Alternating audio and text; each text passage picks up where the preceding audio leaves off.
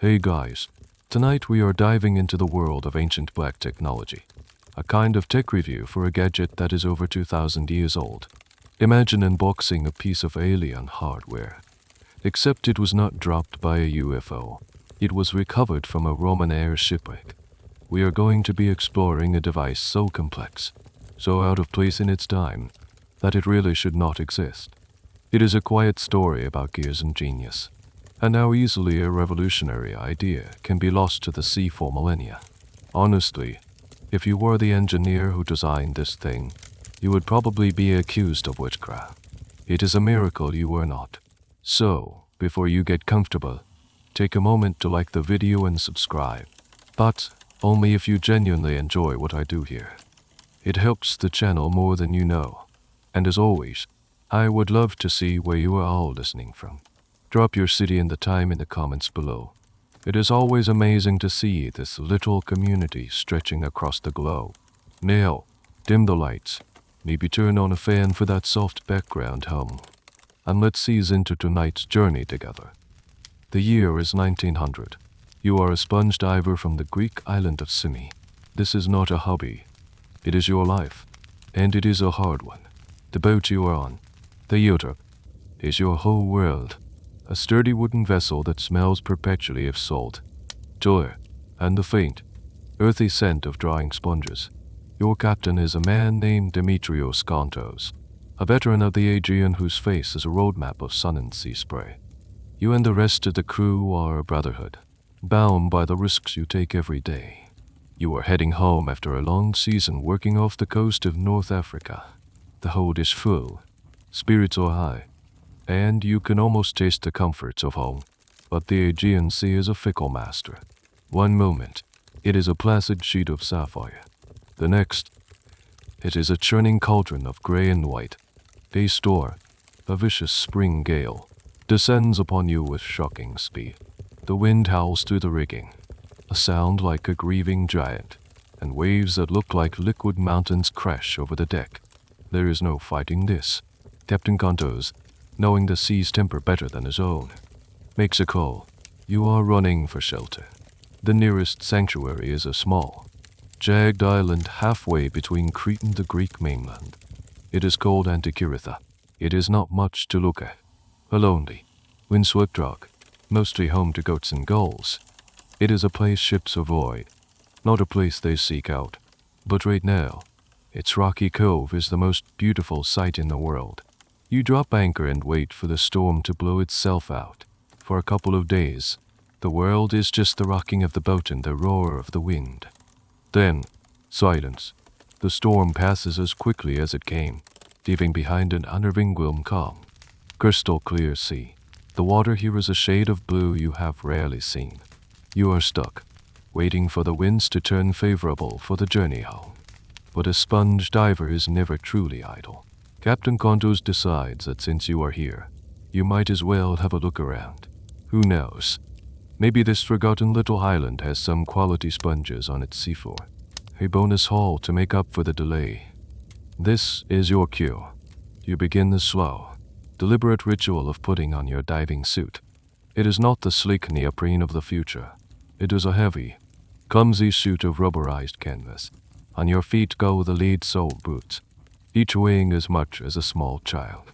The crew fastens the thick bronze breastplate, and then comes the helmet, a polished bronze sphere with a single glass porthole. As they screw it into place, the world outside becomes muted, distant. Your universe shrinks to the confines of this metal bubble and the hiss of air being fed to you through a long, rubber hose from the hand-cranked pump on deck.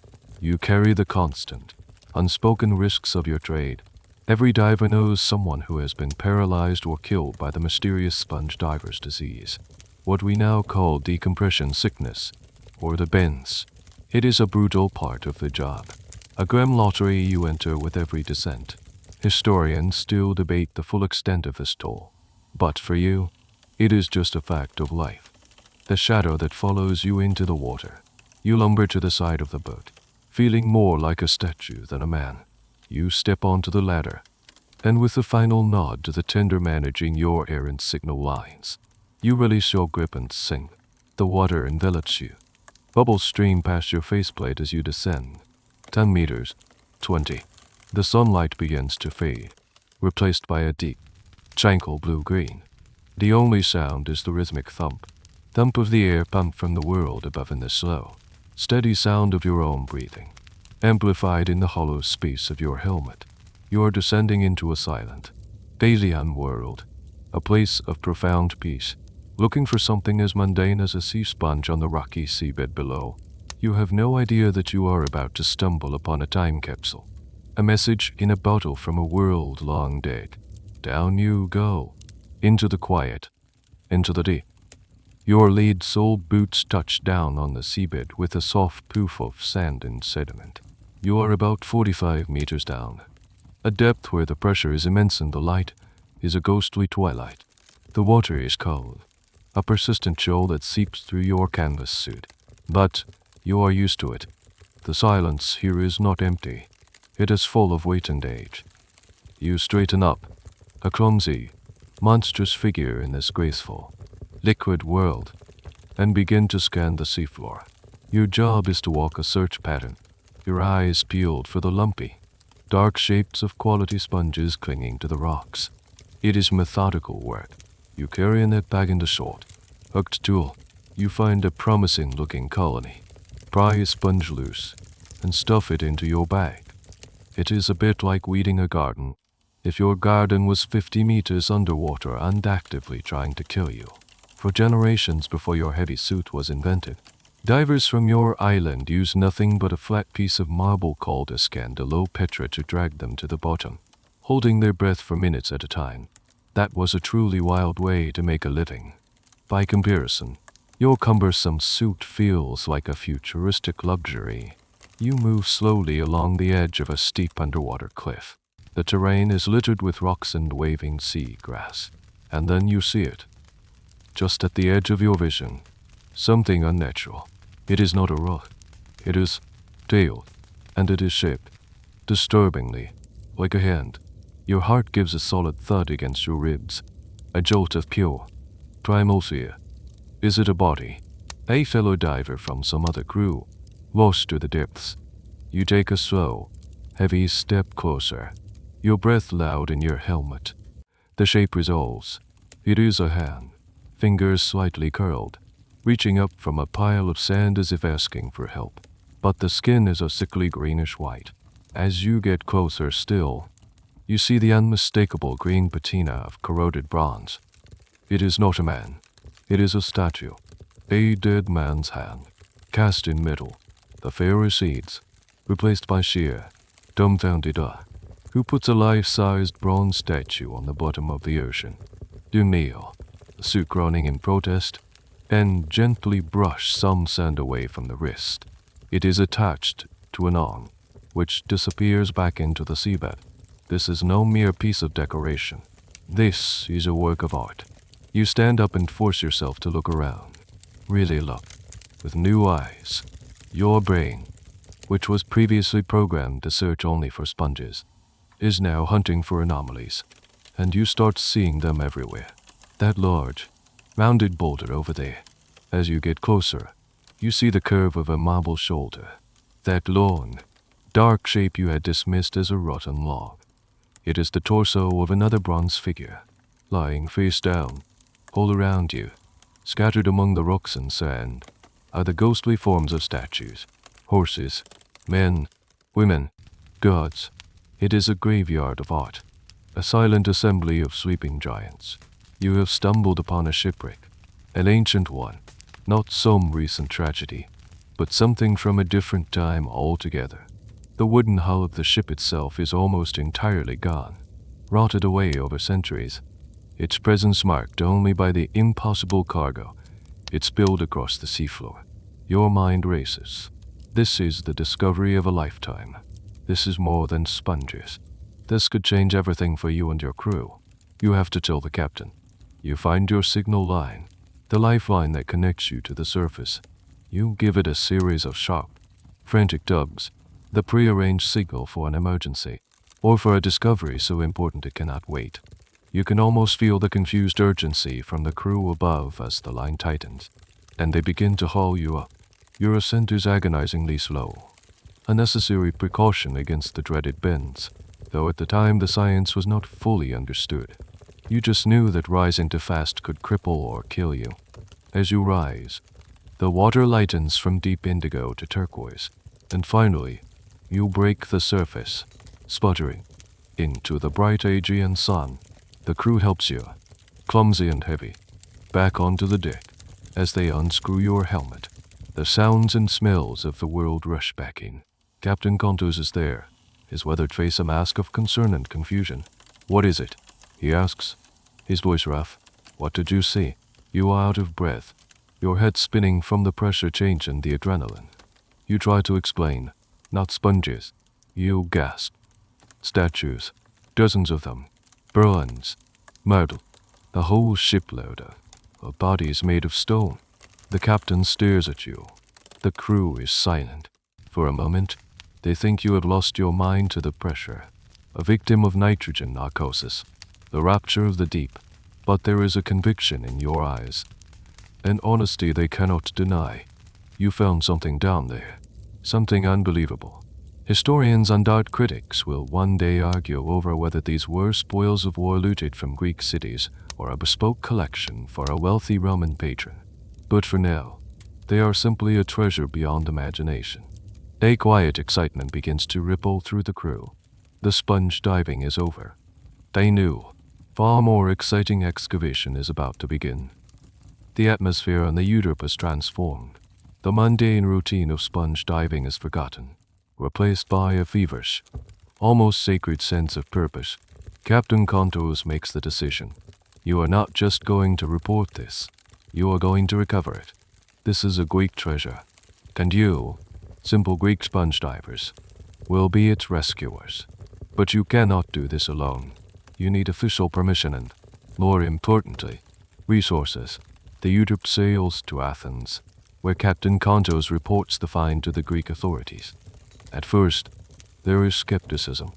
A tale of an undersea museum of statues sounds like a fisherman's tall tale. But you have proof. One of the divers, during a second, quick exploratory dive, had managed to break off a bronze arm from one of the statues near the surface of the sand. It is a gamble that could be seen as desecration, but it works. When the officials see the magnificent, life-sized arm, its musculature rendered with breathtaking skill, they are convinced. The Greek government, young and fiercely proud of its classical heritage, immediately understands the significance. This is not just treasure, it is a piece of their national soul. They commit the full support of the Hellenic Navy. The battleship Ionia is dispatched to Antikythera to serve as a base of operations. Its powerful cranes and professional crew whirled away from your humble sponge boat. The project, the very first major underwater archaeological excavation in history, is on. You return to the quiet cove at Antikythera. But this time, it is a bustling hub of activity. Your crew of sponge divers, with your unique and perilous skills, are the stars of the show. You are the only ones who can work at that depth. For the next 10 months, through the winter of 1900 and into the summer of 1901, you will risk your lives daily to bring the past into the light. Each day is a descent into history. You and your fellow divers, now working with a grim efficiency, attach heavy ropes and chains to the artifacts below. The work is dangerous and delicate. The statues are immensely heavy and often precariously buried. A shift in the sand, a slip of a rope, could be catastrophic. One of your fellow divers will pay the ultimate price, dying from the bends, and two others will be left permanently paralyzed. It is a stark reminder of the risks you are taking. Academics will later debate the ethics of this early, brutal form of underwater archaeology. But for you, it is a matter of national and personal pride.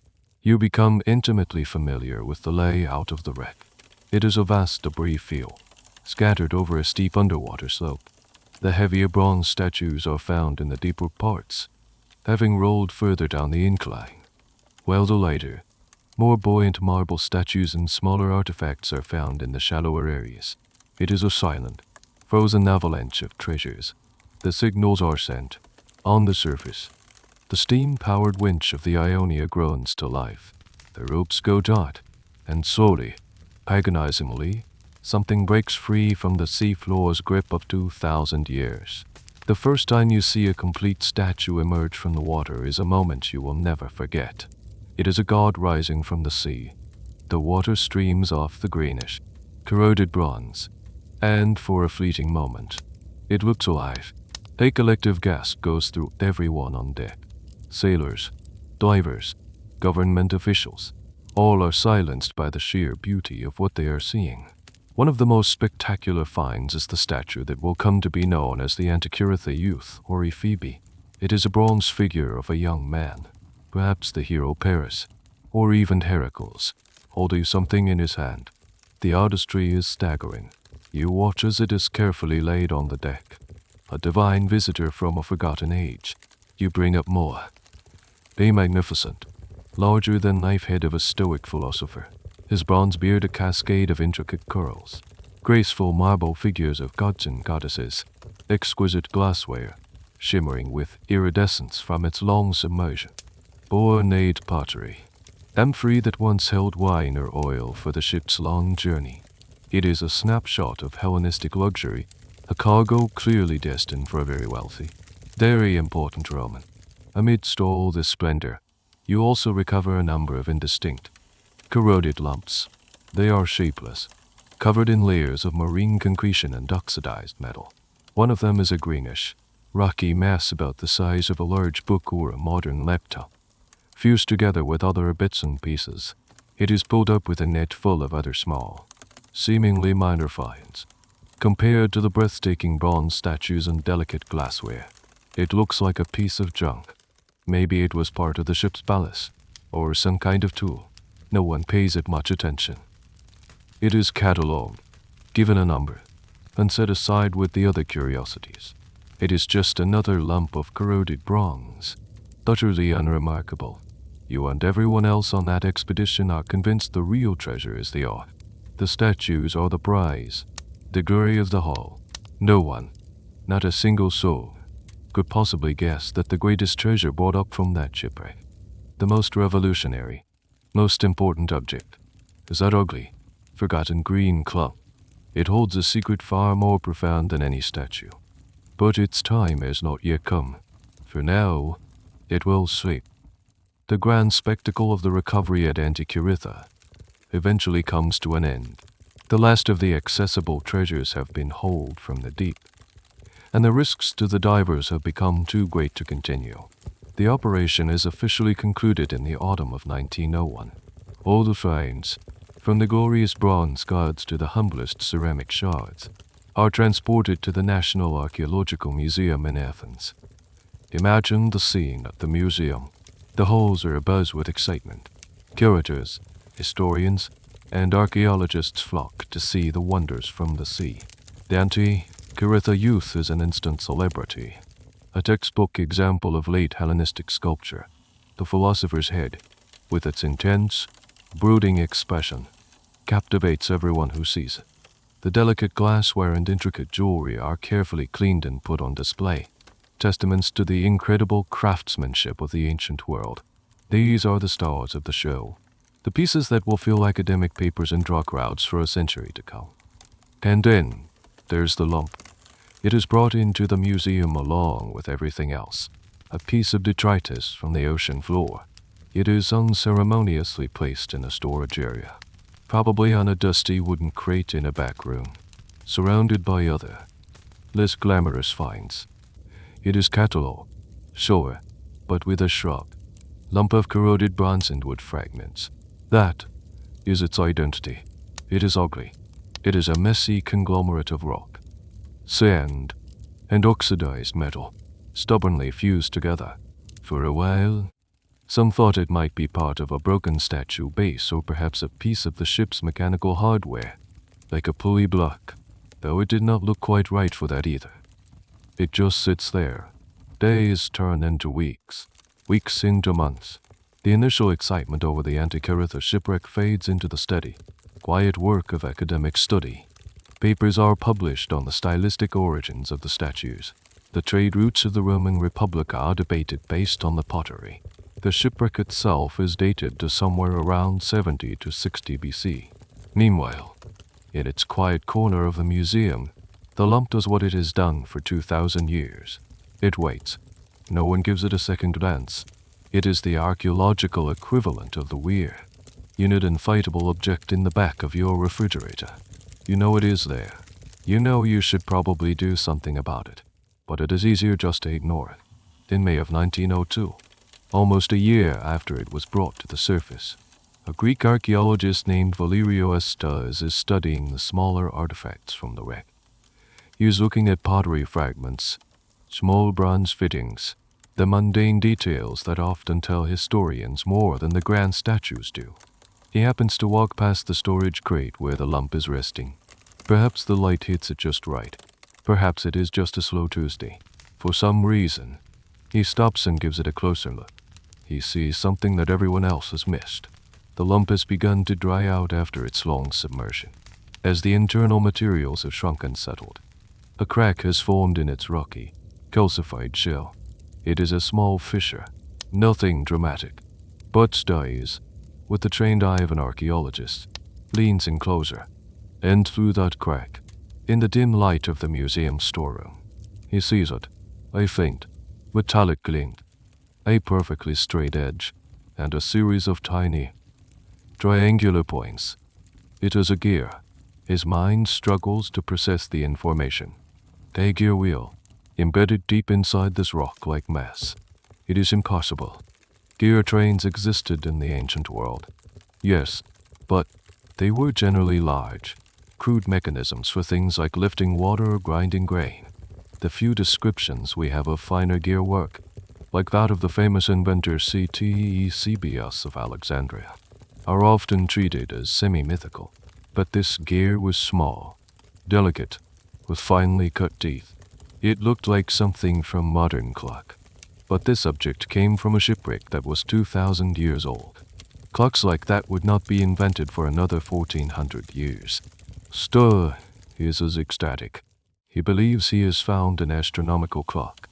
He rushes to tell his colleagues, his mind racing with the implications. A complex, dared machine from ancient Greece. It is a revolutionary idea. His announcement is met with polite dismissal. The academic community, which had just finished celebrating the classical artistry of the statues, is not ready for this.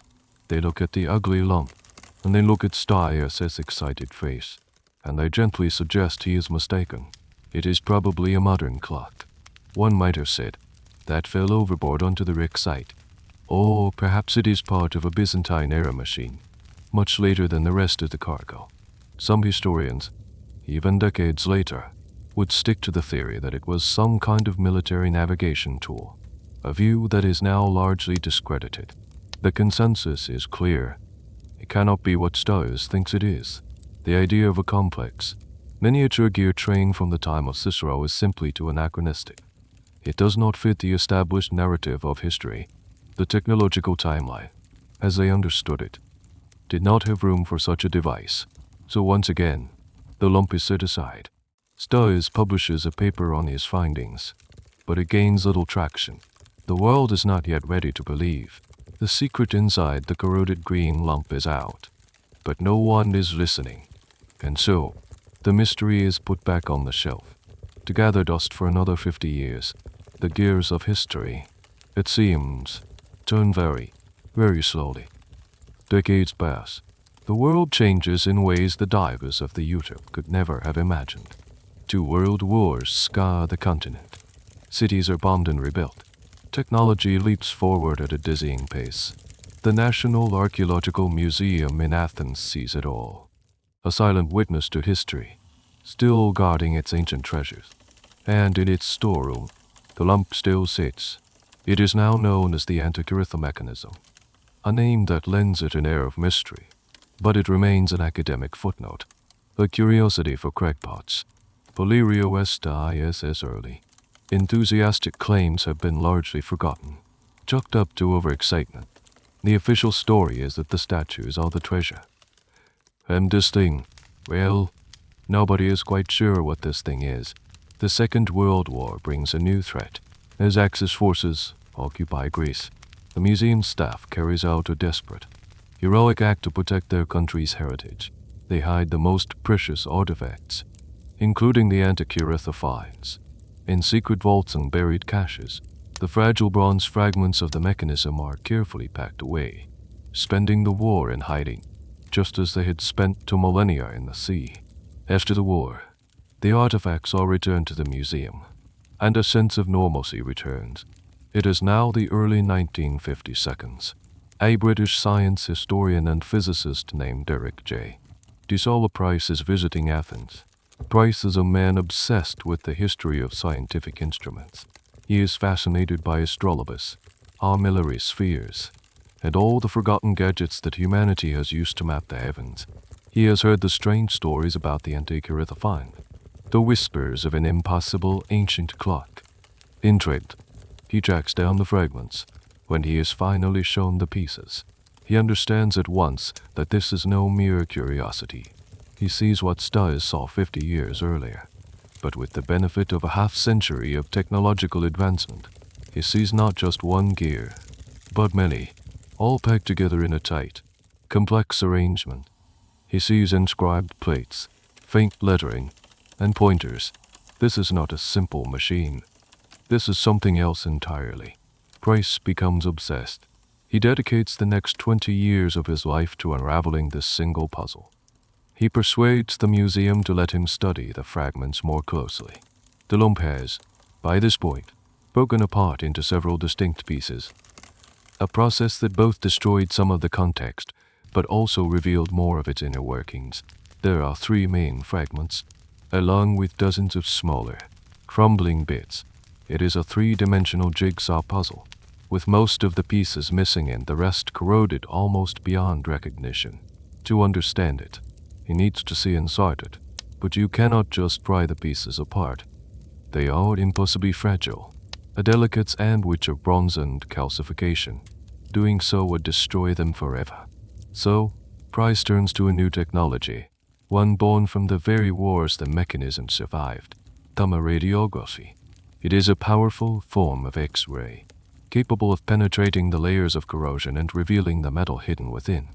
He carefully arranges the fragments, labeled simply A, B, and C, and bombards them with gamma rays. And for the first time, the ghost inside the machine begins to reveal itself. The resulting images are grainy and difficult to decipher, but they are revolutionary. They confirm the existence of a highly complex system of interlocking gears, not 2 or 3. Price counts at least 30 distinct gears. One gear, in particular, stands out. It has 64 teeth. Next to it, another has 38, then 48, then 127. These are not random numbers. Price, with his knowledge of ancient astronomy, recognizes them.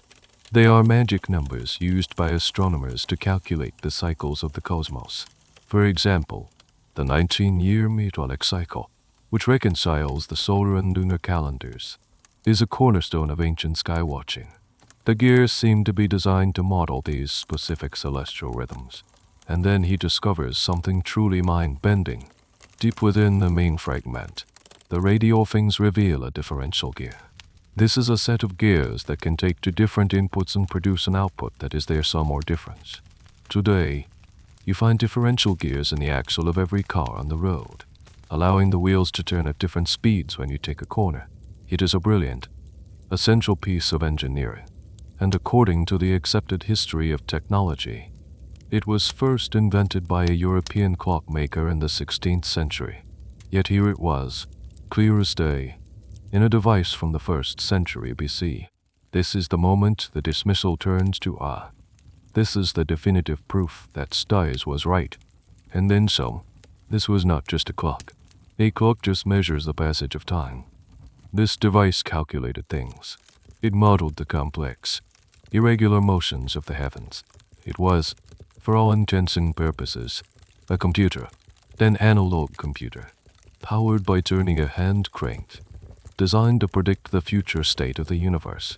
The corroded green lump finally has a name that fits. The Clockwork for the cosmos. The secret that cracked open in 1902 has finally been understood. and the implications are staggering. It means that somewhere in the ancient world, there was a level of mechanical genius that history had completely forgotten. With Derek Price's groundbreaking work, the ugly lump is no longer just a museum curiosity. It is one of the most important artifacts in the world. The question is no longer if it is a complex machine, but what exactly did this machine do? The gears tell a story, but it is a story written in a silent, mathematical language. To truly understand it, researchers need more than just grainy X-rays. They need to read the manual, and incredibly, the builders of the mechanism had provided one. The entire outer casing of the device, what looked like just a corroded bronze box, was covered in text, tiny, almost microscopic Greek letters, meticulously inscribed onto the bronze plates that formed the front and back doors of the mechanism. The problem was, you could not read them. Most of the letters were obscured by 2 millennia of corrosion and marine incrustation. It was like trying to read a book that had been soaked in salt water, concreted into a single block, and then left to dry for a few centuries. For decades, scholars could only make out a few tantalizing words here and there. They could see phrases related to the sun, the moon, and the zodiac. They found the word Helios for the sun, and Selene for the moon. It was enough to confirm its astronomical purpose, but not enough to explain its intricate functions. The mechanism was a black box. You could see the gears inside. You could see the words on the outside, but you could not connect the two. The debate over its exact purpose continued, with some scholars arguing it was purely for astronomy, while others insisted it must have had astrological, fortune-telling functions as well. A distinction that was far blurrier in the ancient world than it is today. The big breakthrough comes in the early 2000s. A new generation of technology is brought to bear on the puzzle. An international team of researchers, known as the Antikythera Mechanism Research Project, is formed. They bring in the big gun. They use a technique called polynomial texture mapping, or PTM, which involves taking hundreds of photos of an object with light from different angles. A computer then synthesizes these images, allowing a virtual user to move a digital light source across the surface of the object, revealing subtle indentations and textures invisible to the naked eye. Imagine you are in a dark room with one of the bronze fragments. You are holding a virtual flashlight, and as you move the light across the surface on a computer screen, faint letters emerge from the green, crusty background, like ghosts appearing in a photograph. Day, sigma year, and omega there. Suddenly, whole words and sentences begin to form. But the real game changer is the X-ray computed tomography, or CT, scanner, not a medical one, but a massive, custom-built industrial machine weighing 8 tons. It is so big it has to be assembled on site at the museum in Athens. This machine can take thousands of high-resolution X-ray slices through the fragments, creating a complete 3D model of every single component, right down to the individual gear teeth and the faintest scratches on the internal plates. The results are breathtaking. The CT scans allow the researchers to digitally peel away the layers of corrosion and see the machine as it was when it was new. They can now count every gear tooth, measure every spindle, and, most importantly, read the inscriptions, even those on the inside surfaces that have not seen the light of day since the device was assembled. The text is a revelation. It is, just as they had hoped, an instruction manual. It describes the functions of the various dials and pointers. One section on the back door is a detailed guide to the calendar and the eclipse predictions. It is written in a dry, technical Koine Greek, the common language of the era. There are no flowery phrases, no dedication to a god or a king. It is the straightforward language of a scientist or an engineer. One of the first major decipherment tests from the text confirms the device's basic cosmology. It is profoundly, beautifully Greek. The model of the universe it represents is geocentric. The Earth is at the center. This was the mainstream scientific view of the time, championed by thinkers like Aristotle. The sun, moon, and planets all revolve around a stationary Earth. A small golden ball, now lost, would have represented the sun, moving along the front dial. A half-silver, half-black ball would have represented the moon, rotating to show its phase. The inscriptions also describe the rising and setting of major stars and constellations throughout the year. Information crucial for everything from agriculture to navigation. It was a star almanac, the paradigma, a familiar type of Greek astronomical tool, but one realized here with unprecedented mechanical complexity. Thanks to these new technologies, the whispers on the bronze have finally been heard. They tell a story not just of gears, but of a specific, brilliant, and deeply rational view of the cosmos. The universe, to the creators of this device, was a complex but understandable system. It was a great celestial clock, and they had built a miniature version of it in bronze, a perfect reflection of their own understanding. For the first time, researchers could confidently say what the machine showed: a clockwork model of a universe that revolved, quite literally, around you. With the inscriptions beginning to yield their secrets, you can now start to piece together how this incredible gadget actually worked. Let's imagine you are standing before the mechanism in its prime, a beautiful object of polished, gleaming bronze, housed in a wooden frame. It is about the size of a shoebox, with dials on the front and back, and a small knob-bore handle on the side. You are the user, and the cosmos is at your fingertips. You turn the knob. With a soft, satisfying whirring sound, the entire machine comes to life. On the front face, a large, single pointer begins to move slowly around a great circular dial. This is the main event. This dial represents the year.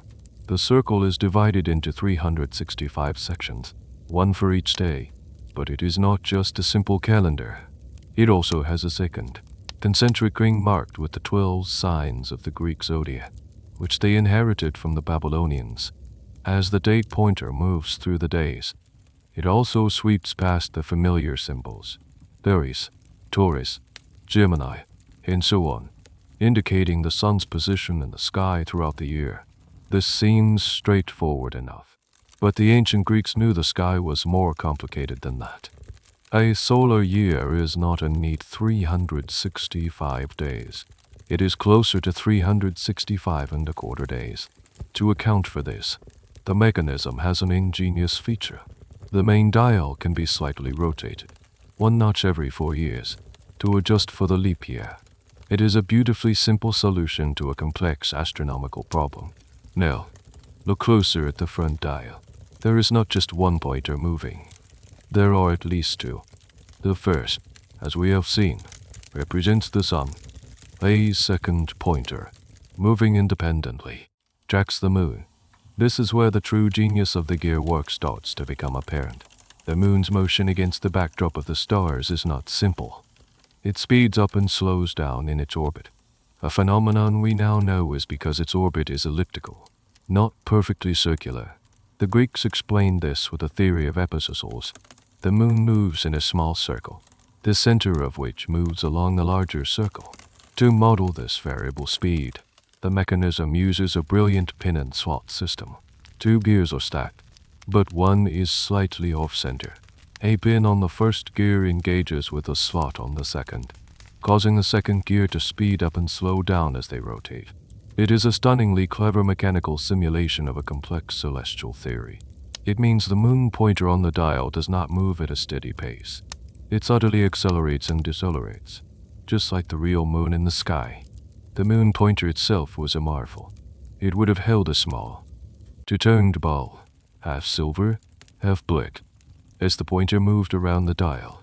This little ball also rotated on its own axis, showing the current phase of the moon.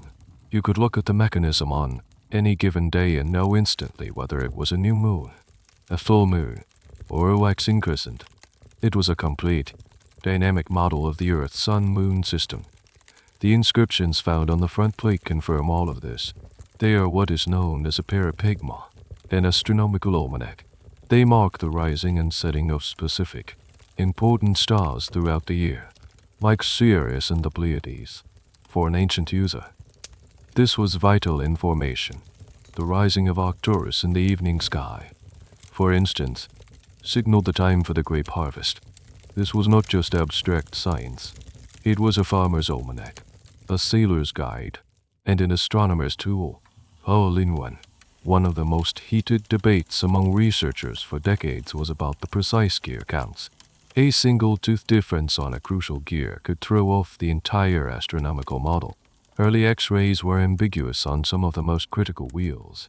For example, a key gear in the lunar train was thought to have 222 teeth by one group, and 223 by another. The recent CT scans finally settled many of these arguments, confirming a gear count of 223, a number essential for accurately modeling the moon's motion using the Saros cycle we will see on the back. This level of precision is what makes the mechanism not just a pretty model, but a true scientific instrument. So, just by turning a single knob, you have set the heavens in motion. You have a calendar, a star chart, the zodiac map, and a moon phase indicator. It is the ultimate celestial dashboard, and this is only the front face. The real computational power, the part of the device that predicts the future, is hidden on the back. Now, let's mentally flip the mechanism over. If the front was a beautiful, dynamic display of the present, the back is a quiet, powerful engine for predicting the future. It is less of a visual spectacle and more of a dense, information-packed data hub. Here, you find two large, elegant spiral dials, one at the top and one at the bottom. These dials are the mechanism's most profound secret. They are eclipse predictors. Ancient people, from the Babylonians to the Greeks, were obsessed with eclipses. A solar eclipse, when the day suddenly turns to night, or a lunar eclipse, when the full moon turns a blood red color, were seen as powerful omens, messages from the gods. Being able to predict them was a form of power. It separated the astronomers and priests from the common people. It suggested a mastery over the very will of the heavens. The astronomers of Mesopotamia had discovered, through centuries of patient observation, that eclipses do not happen randomly. They occur in a pattern, a cycle that repeats approximately every 18 years, 11 days, and 8 hours. They called this the Saros cycle. If a solar eclipse happened today, you could be fairly certain that in 18 years and 11 days, another, similar eclipse would occur. The top dial on the back of the mechanism is a physical manifestation of this cycle. It is a beautiful spiral with returns, marked with 223 divisions, representing the 223 months in one Saros cycle. A pointer, driven by the complex gear train inside, which slowly creep along this spiral path.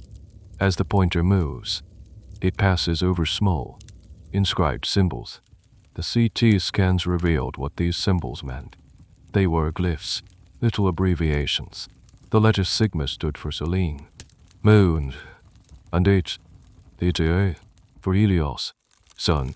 When the pointer landed on a month marked with a sigma, it meant a lunar eclipse was possible. If it landed on a month marked with an H, a solar eclipse was possible. But it gets even more detailed. The inscriptions next to the glyphs give more information. They predict the time of day of the eclipse, using the Greek word for hour, plura. Some even seem to contain color information, perhaps predicting the red issue of a lunar eclipse, though this interpretation is still a subject of intense scholarly debate. The idea that they could predict the color of an eclipse based on atmospheric conditions is mind-boggling and pushes the boundaries of what we thought they knew. This dial is, in essence, an 18-year eclipse forecast at your fingertips. You could turn the crank, moving the main date pointer forward in time, and watch the Saros dial to see when the next eclipse was due. But wait, there is a problem. The Saros cycle is 18 years, 11 days, and 8 hours. That extra 8 hours is a cosmic headache. It means that each subsequent eclipse in a cycle is visible from a different part of the world, shifted by about 1/3 of the Earth's rotation.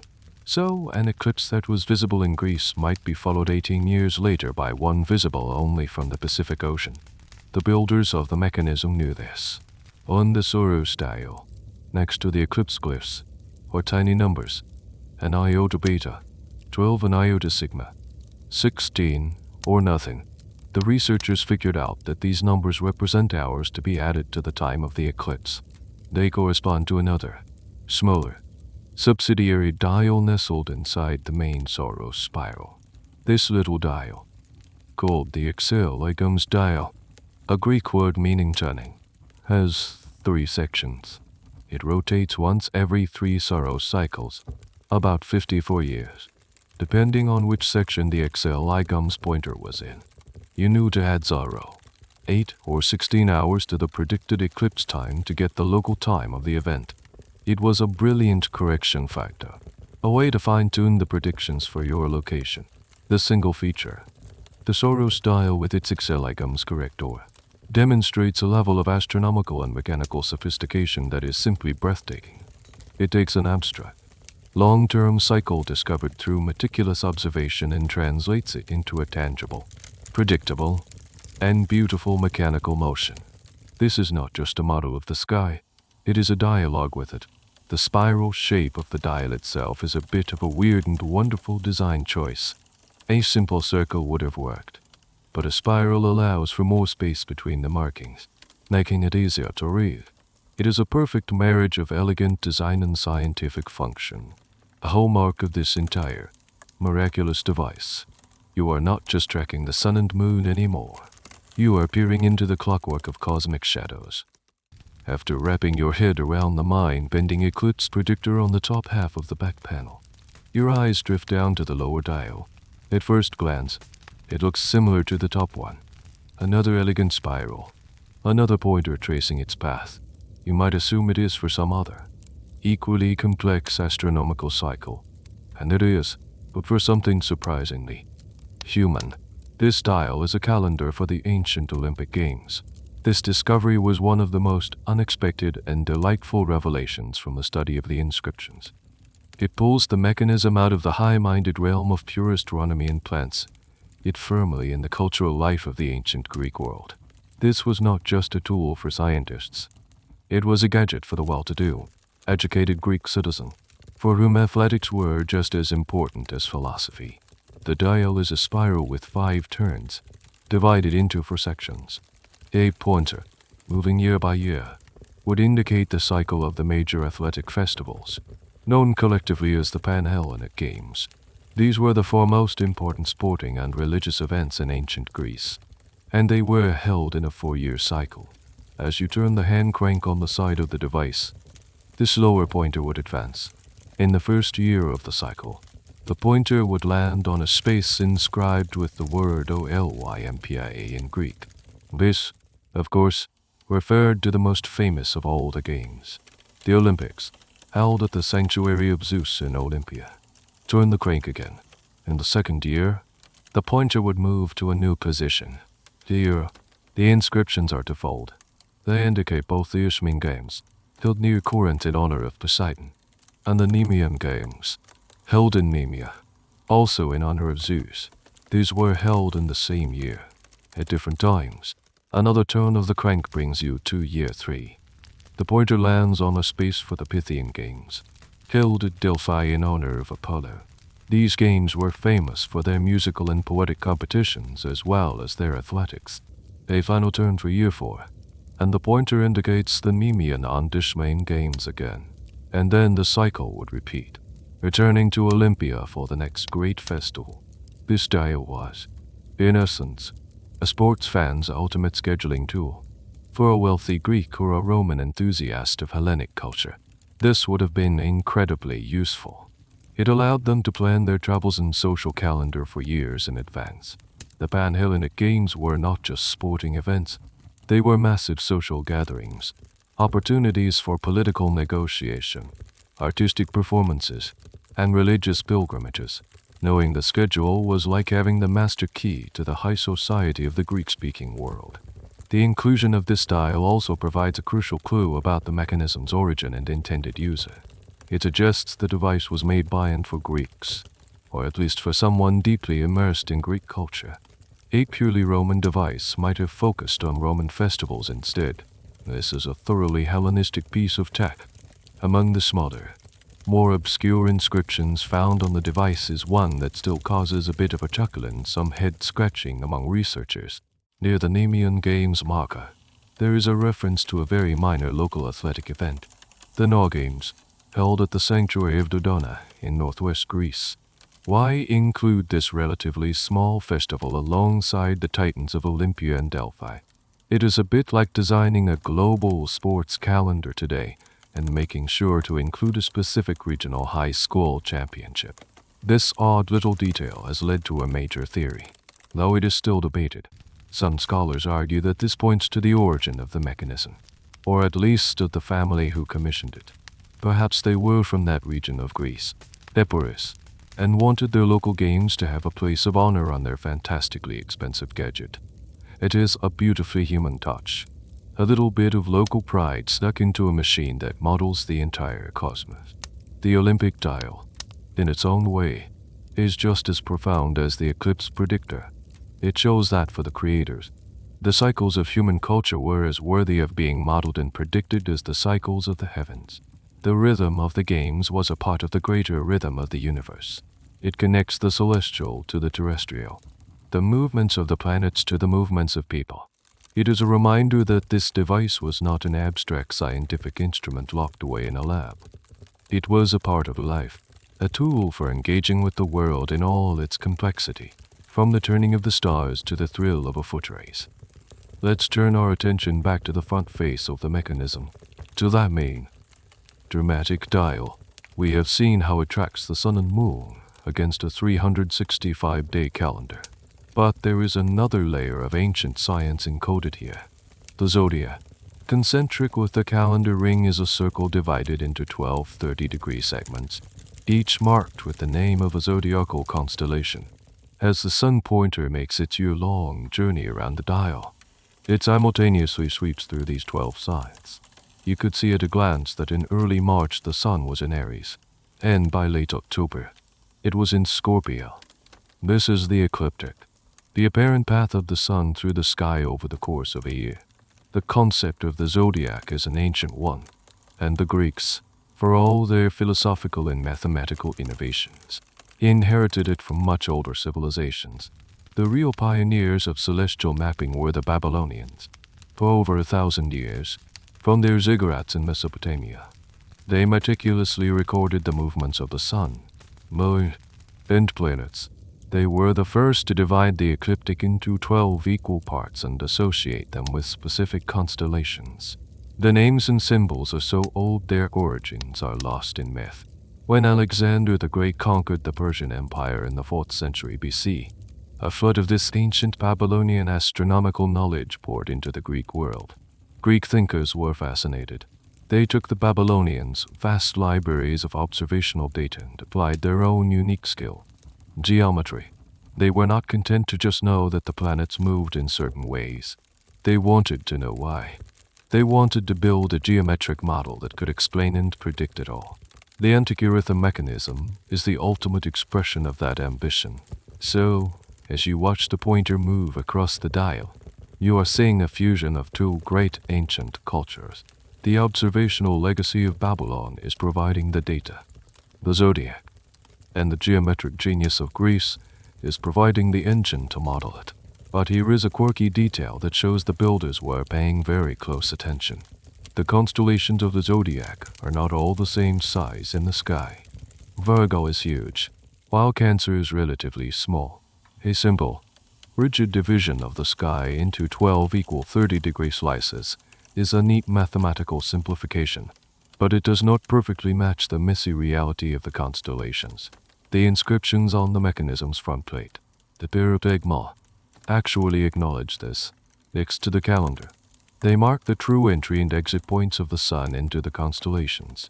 So while the zodiac dial shows the idealized 30-degree sign of Scorpio, the inscriptions might tell you that, in reality, the sun entered the boundary of the constellation of Scorpio on a slightly different day.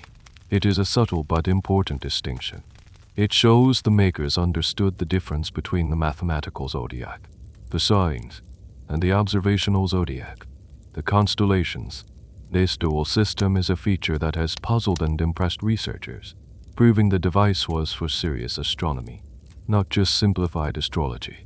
The distinction between astronomy and astrology in the ancient world is, as you can imagine, a topic of endless academic debate. For the Babylonians, they were one and the same. Observing the heavens was about understanding the will of the gods and predicting the fate of the king and kingdom. For the Greeks, a split began to emerge. You had philosophers like Aristotle studying the physical nature of the cosmos, astronomy, while others were more interested in its supposed influence on human lives. Astrology, where does the Antikythera Mechanism fall? It is a tricky question. On the one hand, it is a purely predictive machine based on mathematical cycles, not divine whims. It contains no obvious astrological forecasts for individuals, like you will meet at all. Dark stranger. On the other hand, the prominent zodiac dial and the eclipse predictor, events laden with astrological meaning, suggest it could certainly be used for astrological purposes. The owner could determine the position of the sun and moon in the zodiac at the moment of someone's birth, a key component of casting a horoscope. The mechanism does not do the interpreting for you, but it gives you all the celestial data you would need. It is a high-powered astronomical calculator that a clever user could easily apply to astrological ends. So as you gaze at the elegant zodiac dial, you are looking at a crossroads in human thought. It is a symbol of science, of mathematics, of the predictable, clockwork universe, but it is also a symbol of a deeper, more ancient human desire to find meaning in the stars, to believe that our lives are connected to the grand, silent dance of the cosmos. The sun and moon were the main attractions on the front dial, the stars of the show, but they were not alone in the sky. The ancient Greeks were aware of 5 other celestial bodies that seemed to wander against the backdrop of the fixed stars. They called them planets, the Greek word for wanderers. These were the 5 planets visible to the naked eye: Mercury, Venus, Mars, Jupiter, and Saturn. Tracking their movements was the ultimate challenge for any ancient astronomer. Unlike the sun and moon, whose paths are relatively predictable, the planets are chaotic. They speed up, they slow down, and most bizarrely, they sometimes appear to stop, move backward for a few weeks, a motion known as retrograde, and then continue forward again. Explaining this weird, looping dance using a geocentric, Earth-centered model was incredibly difficult. The Greek solution, perfected by Claudius Ptolemy a couple of centuries after the mechanism was built, was a complex system of epicenters and different wheels riding on other wheels. Each planet had its own unique, complex set of circles to account for its strange behavior. Did the Antikythera Mechanism, this masterwork of celestial calculation, also track the 5 wanderers? For decades, this was one of the biggest unanswered questions. Derek Price, in his initial research, suspected it must have, but he could not find the definitive proof in the gears he could see. It seemed like a massive oversight. Why build a computer to model the cosmos and leave out 5 of the most important players? The answer, it turns out, was hiding in plain sight, in the words of the machine itself. The high-resolution CT scans of the 2000 seconds did not just reveal the eclipse inscriptions on the back. They also allowed researchers to read the faint text on the front cover plate. And there, they found it. The text described the cycles of the planets. It mentioned the synodic periods of Venus and Saturn, which is the time it takes for them to reappear in the same spot in the sky relative to the sun. It was the missing chapter of the instruction manual. The mechanism was, indeed, a full-blown planetarium. So how did it do it? The scans revealed that the main driving gear at the center of the mechanism did not just turn the pointers for the sun and moon. It was the heart of a much more complex system. A series of incredibly sophisticated gear trains would have extended out from the center, each one dedicated to a single planet. These gear trains were designed to mechanically replicate the complex CP, a cycle on different models for each of the 5 planets. Imagine 5 additional pointers on the front dial, 1 for each planet, each moving at its own unique, variable speed, each performing its own little looping retrograde dance as it moved through the zodiac. The front of the mechanism would not have been a simple, clean display. It would have been a mesmerizing, dynamic ballet of 7 pointers: Sun, Moon, Mercury, Venus, Mars, Jupiter, and Saturn, all moving in perfect, calculated harmony. Building these planetary gear trains was an act of pure genius. The gear ratios required to accurately model the planetary motions are complex and non-obvious. For instance, to model Jupiter, the maker needed gears that could approximate its cycle of roughly 427 years. For Saturn, it was 442 years. The builders had to find pairs of integers for their gear teeth that would create a ratio very close to these astronomical periods. One such combination found in the gearing, 160 divided by 30, is a perfect example of this kind of clever mathematical approximation. One of the most mind-boggling discoveries related to the planets is a small, four-lobed gear with an attached pin, part of the system believed to model Jupiter. This bizarrely shaped gear is part of another pin-and-slot system, designed to create the variable motion needed for that planet. The level of abstract, three-dimensional mechanical thinking required to design something like this is extraordinary. It is not something you can just tinker with until it works. It requires deep theoretical knowledge of both astronomy and geometry. The existence of these planetary gear trains is still where some of the liveliest academic debate resides. While the inscriptions prove the device was intended to show the planets, and while researchers have proposed brilliant and plausible reconstructions of how these gear trains would have worked, the physical gears themselves have not all been found. They were likely located in the parts of the mechanism that were most severely damaged or are still missing. So a definitive, universally accepted model of the planetary gearing remains the holy grail for Antikythera researchers. We know it did it. The manual says so, but we are still arguing about the precise engineering. This final piece of the puzzle elevates the mechanism to its ultimate status. It was not just a calendar or an eclipse predictor. It was a complete, portable, mechanical universe, a perfect microcosm of the heavens as understood by the greatest minds of the Hellenistic age. Everything that moved in the sky moved in this box. So, who could have possibly built this thing? Who was the forgotten genius?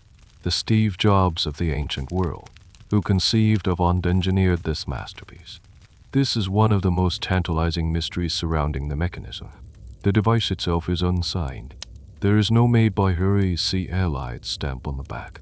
To find the creator, we have to become detectives, following a cold trail of clues scattered across 2,000 years. The first major clue comes from the inscriptions themselves.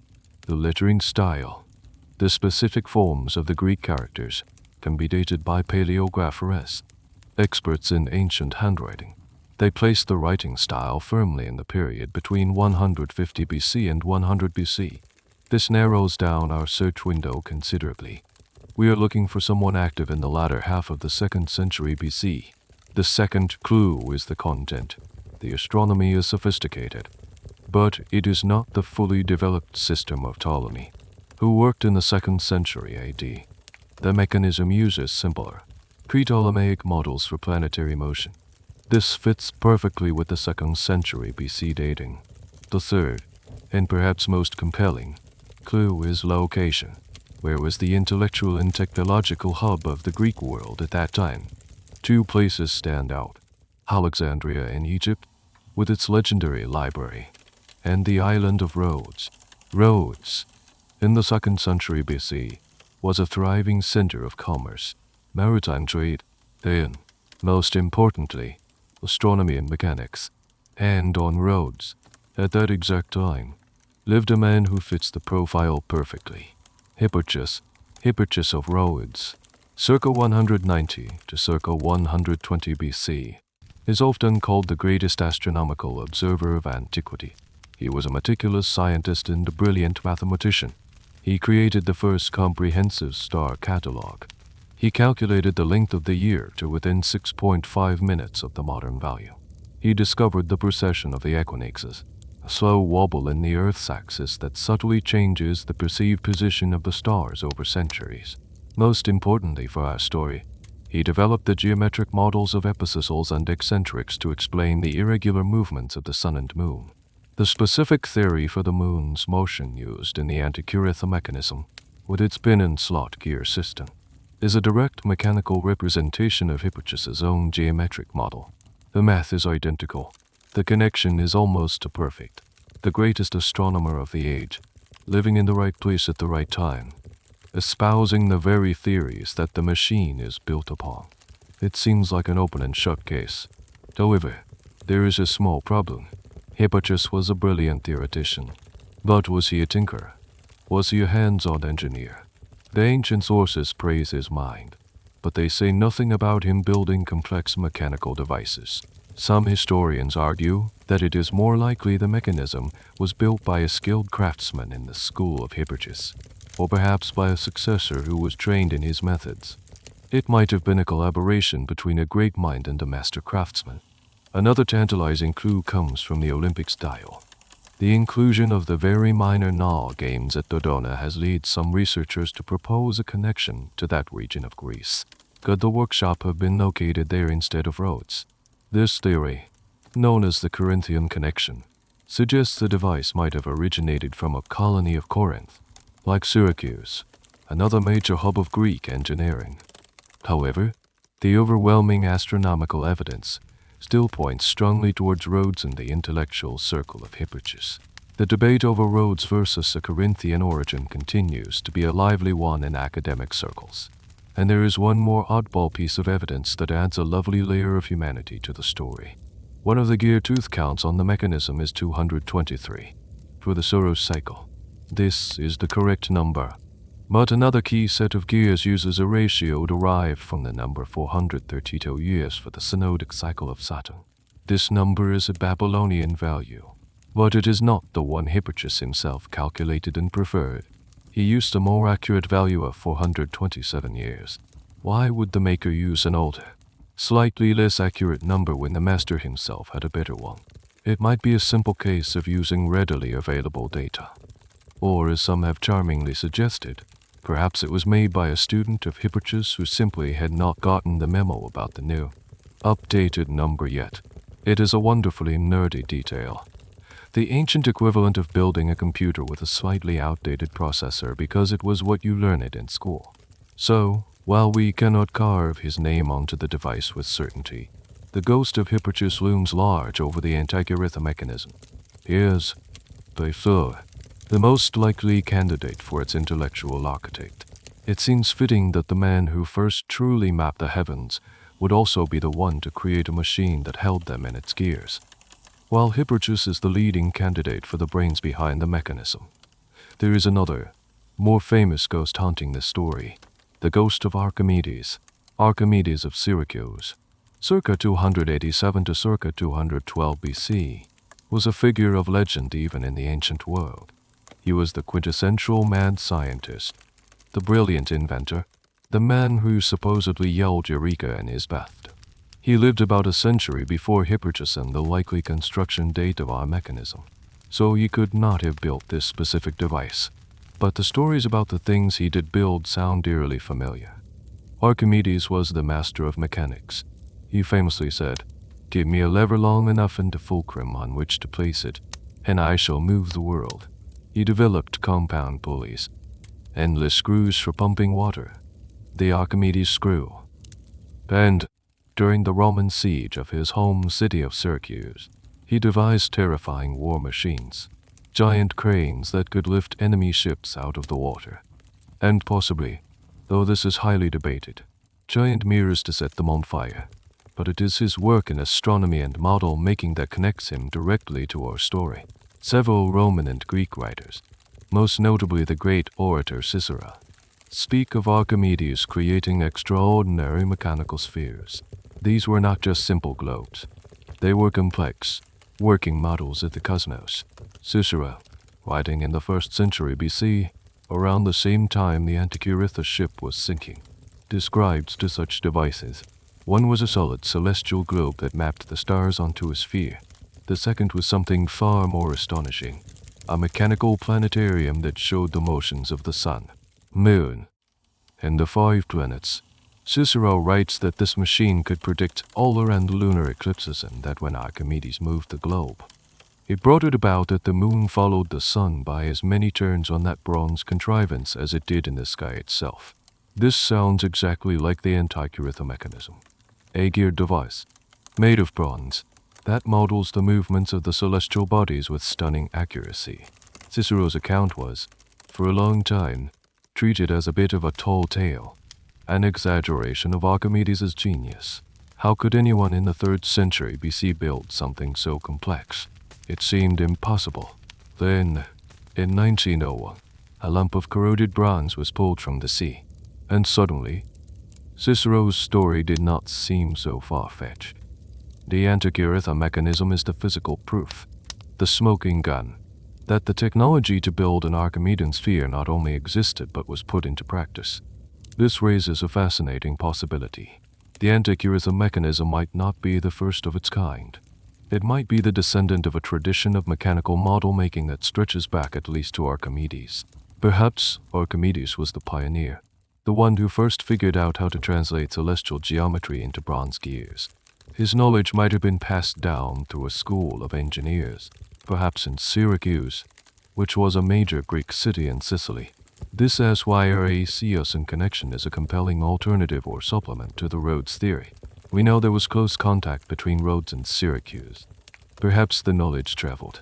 A weird little fact that supports this is that Archimedes is one of the few ancient scientists known to have mentioned the leap year cycle, a feature present on the mechanism. So could our mechanism be a direct copy of an Archimedean original? It is unlikely. The astronomical theories embedded in the Antikythera device, particularly the lunar model, are clearly those of Hipparchus, who lived a century after Archimedes. It is more probable that our mechanism is a version 2. It uses the advanced astronomical theories of the 2nd century BC but builds upon a mechanical tradition that Archimedes himself may have founded in the 3rd century BC. This makes the story of the mechanism even richer. It is not just the product of a single, lone genius. It is the culmination of generations of scientific inquiry and mechanical innovation. It stands on the shoulders of giants, and the biggest giant of all might just be the man from Syracuse. The historical debate about whether the stories of Archimedes' sphere were exaggerations has now been completely turned on its head. No, the question is, what other mythical ancient technologies might have been real? The Antikythera Mechanism forces us to reevaluate what we thought was possible. It is a powerful reminder that sometimes the old stories, the ones that sound too good to be true, are actually telling us the truth. The ghost of Archimedes does not just haunt the mechanism. He smiles on it, a silent "I told you so" from across the centuries. The ghost of Archimedes gives us a tantalizing hint that our mechanism might not have been a one-off invention, but it is another account from Cicero, the same Roman writer who praised Archimedes, that provides the most direct and concrete evidence that these devices were known in the ancient world. It is a passage that lay hidden in plain sight for centuries, its full significance only becoming clear after the mechanism was discovered. Cicero, in his philosophical work De Republica, or on the Republic, describes a fictional gathering of Roman statesmen in the year 129 BC. In the dialogue, one of the characters talks about a famous Roman general, Marcus Claudius Marcellus. Marcellus was the commander who conquered Syracuse in 212 BC, the siege in which Archimedes was killed. According to the story, after the city fell, Marcellus took only 2 items back to Rome as his personal spoils of war. He did not take gold or silver or statues. He took Archimedes' 2 mechanical spheres. One was the solid star globe, which he placed in a public temple for all to see. The other, the more complex planetarium, he kept for himself in his private home. Cicero then recounts how he himself had seen this second device. He says that his friend and mentor, a philosopher named Posidonius, had also recently constructed a similar sphere. Cicero writes, "It shows the motions of the sun and moon and the 5 wandering stars, and it even shows the eclipsing of the sun and moon." Let's pause and unpack this. This is not a vague, legendary tale. This is Cicero, a well-known historical figure, giving a first-hand account. He is essentially saying, "I have seen one of these things, and my buddy Posidonius just built one too." Poseidonius is a key figure here. He was a Stoic philosopher and a polymath, a scientist, historian, and politician who lived from about 135 BC to 51 BC. And where did he have his famous school? The island of Rhodes, the very same place where Hipparchus had worked just a generation earlier. It seems Rhodes was the Silicon Valley of ancient astronomical gadgetry. So now we have a direct lineage. Archimedes builds his spheres in Syracuse in the 3rd century BC. One of them is taken to Rome. A century later, on the intellectual hub of Rhodes, the tradition is clearly alive and well, with a prominent philosopher like Poseidonius building his own version. The Antikythera Mechanism, built between 150 and 100 BC, fits perfectly into this time and location. It is no longer a freakish anomaly. It is a high-end product from a recognized center of excellence. This makes it highly plausible that the Antikythera Mechanism was built in a workshop on Rhodes, either by Poseidonius himself or by one of his contemporaries in that brilliant circle of thinkers and craftsmen. It might have been a Poseidonius Marchi, hire a competing model from a rival Rhodian workshop. The fact that these devices existed is no longer in serious dispute. The debate now shifts to a new question. How many of them were there? Were they rare treasures, with only a handful ever made for brilliant men like Archimedes and Poseidonius? Or were they, as some historians now speculate, an old, albeit extremely expensive, luxury item? Could a wealthy Roman governor or a learned Greek merchant commission one from a Rhodian workshop in the same way someone today might commission a grand complication watch from a Swiss master? This forgotten account from Cicero completely changes our perspective. The tragedy of the Antikythera Mechanism is not that a unique object was created and then its knowledge was lost. The tragedy is that a whole category of technology, a whole tradition of precision mechanical engineering, thrived and then vanished. There was not just one of them. There was a lineage, a small, elite family of cosmic clocks. One of the odd little supporting facts here is the sheer quality of the mechanism's construction. The gear teeth are uniform. The plates are precisely cut. This does not look like a prototype. It looks like a refined, mature technology. The builders knew what they were doing. This suggests practice, a tradition of making. You do not get this good on your first try. Cicero's words, once dismissed as hyperbole, now read like a missing page from a catalogue of ancient wonders. They confirm that our little lump of bronze was not an orphan. It had brothers, and it is a chilling thought. How many other Archimedes spheres ended up on the bottom of the Mediterranean? Their secrets still waiting in the dark. The Antikythera wreck was a random accident. We found this one by pure chance. It makes you wonder what else is still down there. Now that we know what the mechanism is, who might have made it, and that it was not a one-of-a-kind oddity, we can return to the scene of the crime, the shipwreck itself. Let's try to reconstruct the story of that final, fateful voyage. What was this ship? Where was it going? And why was it carrying such an extraordinary cargo? The ship was a Roman-era merchant vessel, a type of large sailing ship often called a corvette. It was a beast of a boat for its time, perhaps 30 meters long, a heavy, rounded hull workhorse designed for carrying bulk cargo across the Mediterranean. The timbers recovered from the wreck site have been identified as elm, a sturdy wood common in shipbuilding. Based on the date of the cargo, the statues, the pottery, and the mechanism itself, we can confidently place the shipwreck in the turbulent decade between 70 and 60 BC. This was a period of immense change in the Mediterranean world. The Roman Republic was in its final, chaotic years, expanding its power across the Greek East. Wealthy Romans, generals, senators, and merchants were developing a voracious appetite for Greek culture. They built lavish villas and decorated them with Greek art, hired Greek tutors for their children, and studied Greek philosophy. An entire industry sprang up to satisfy this demand. Greek treasures, both newly made and looted from ancient sanctuaries, were being shipped westwards to Italy in vast quantities. The cargo of our ship fits this picture perfectly. It was a luxury shipment, a floating gallery of high-end goods. The bronze and marble statues were the main payload. Some of them, like the Antikythera youth, were contemporary pieces from the 1st century BC, likely made in a workshop in Athens or perhaps Pergamon. Others were older, classical-era antiques. It was a curated collection, a mix of the modern and the classic, destined for a single, wealthy patron. The ship's route is a matter of historical deduction. It was likely sailing from a major port in the Greek East. Given the mix of art, ports like Pergamon or Ephesus on the coast of modern-day Turkey are strong candidates. Athens is another possibility. Its destination was almost certainly Italy, probably the port of Puteoli near Naples, or even Rome itself. Up the Tiber River, it was on the final leg of this journey, crossing the open sea between Crete and the Greek mainland, that it met its end. We can imagine the scene. A sudden, violent storm, just like the one that forced our sponge divers to shelter there in 1900. The ship, heavy with its cargo of marble and bronze, would have been difficult to handle in high seas.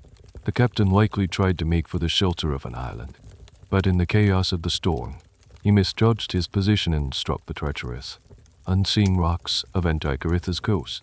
The impact would have been catastrophic. The hull would have splintered, and the ship would have gone down fast. As it sank, the heavy cargo would have broken loose, tumbling down the steep underwater slope. This is why the artifacts were found scattered over such a large area. The heavier bronze statues rolled the furthest, settling in deeper water, while the lighter marble pieces and smaller items like the pottery and the mechanism came to rest higher up the slope.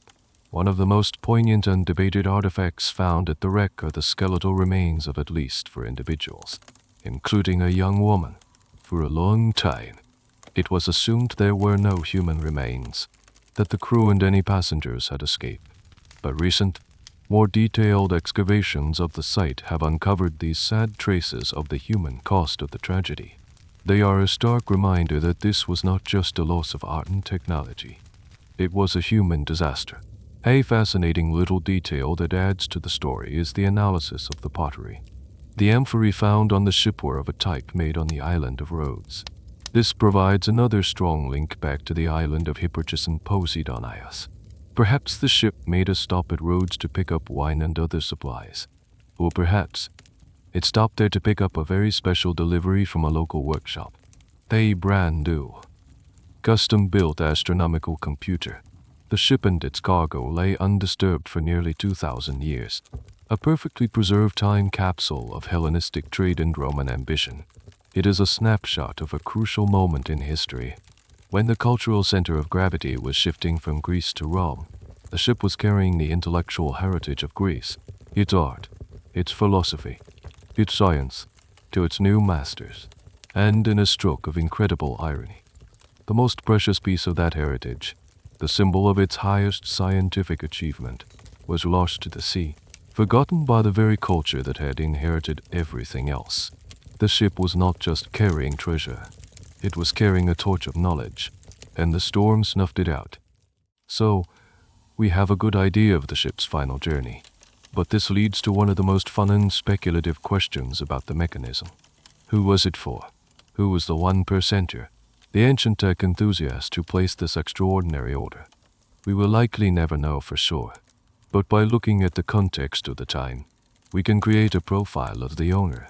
Was this a serious scientific tool for an astronomer? Or was it the ultimate luxury gadget? A conversation piece for a wealthy Roman's villa. Let's explore the scientific tool theory first. The owner could have been a Greek astronomer or philosopher, perhaps moving to a new post in another city, or even relocating to Rome, which was becoming a magnet for intellectuals. Someone like Poseidonius, or a student of his, would have been the perfect user. They would have understood the complex astronomy, appreciated the mathematical elegance, and used it for genuine research, perhaps to check calculations, teach students, or schedule observations. In this scenario, the mechanism is a serious instrument, the ancient equivalent of a supercomputer. However, the context of the shipwreck argues against this. The mechanism was not traveling alone. It was part of a massive, opulent cargo of decorative art, This was not a scholar's modest luggage. This was a billionaire's shopping spree. This points strongly to the luxury gadget theory. Imagine a powerful Roman general or senator. He has just finished a successful campaign in the East, maybe putting down a rebellion or securing a new province for Rome.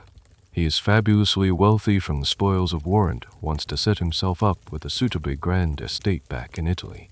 He needs to project an image of sophistication, to show that he is not just a brutish soldier, but a man of culture, a Philhellene, a lover of all things Greek. So, he sends his agents on a shopping trip. Get me the best statues, he might say. Some classic, some modern. Get me fine glassware, expensive pottery. And I have heard about these marvelous bronze spheres they make on roads, the ones that show the heavens. Get me one of those too, the best one you can find. For this kind of owner, the mechanism's primary function is not scientific calculation. It is about status. It is a demonstration of wealth, intellect, and power. Picture a dinner party in his lavish villa overlooking the Bay of Naples. After the meal, he leads his guests, other senators, poets, and dignitaries, over to a small table. Under a silk cloth is his latest acquisition. He unveils the gleaming bronze and wood box. As he turns the crank, the pointers begin their silent, mesmerizing dance. Here, he might say, pointing with a flourish, you can see the position of Jupiter on the night Caesar was born. And watch this. In 3 months, the device predicts a lunar eclipse, a marvel of Greek genius. Is it not? His guests would be astounded. Most of them would not understand the complex gearing or the astronomical theories, but they would understand the spectacle. They would be impressed by the owner's ability to afford such an object and his worldliness in possessing it. The mechanism becomes a symbol of his mastery, not just over armies and provinces, but over knowledge itself. It is the ultimate power accessory. This interpretation is supported by a curious feature we have already seen, the Olympic style. While a Greek scholar would find it useful, a Roman owner would find it even more so. It would serve as a guide to the exotic and prestigious festivals of the Greek world he now dominated. It is a cultural roadmap for the new ruling class. The debate between scientific tool and luxury gadget is, of course, a bit of a false dichotomy. The truth is likely somewhere in between. The owner was probably a highly educated and genuinely curious Roman. Someone like Cicero himself, who was both a powerful politician, a deep thinker with a real interest in philosophy and science. He would have appreciated it on both levels, as a stunning piece of craftsmanship and as a window into the workings of the cosmos. One lesser-known theory even suggests it could have been a diplomatic gift, perhaps intended to curry favor with a powerful Roman figure like Pompey the Great or Julius Caesar. What better way to impress a man who thinks he controls the world than to give him a device that actually does? Ultimately, we are left with the image of an unknown, fantastically wealthy Roman, waiting in his villa for a ship that would never arrive. He would have heard news of its loss. Perhaps months later, he would have mourned the loss of his priceless statues and his art collection. But it is unlikely he ever truly knew what he had lost. He had commissioned the most sophisticated piece of technology on the planet, and it was now sleeping with the fishes, its genius utterly lost to the world he was trying to impress. The sinking of that Roman ship off Antikythera was more than just the loss of a valuable cargo.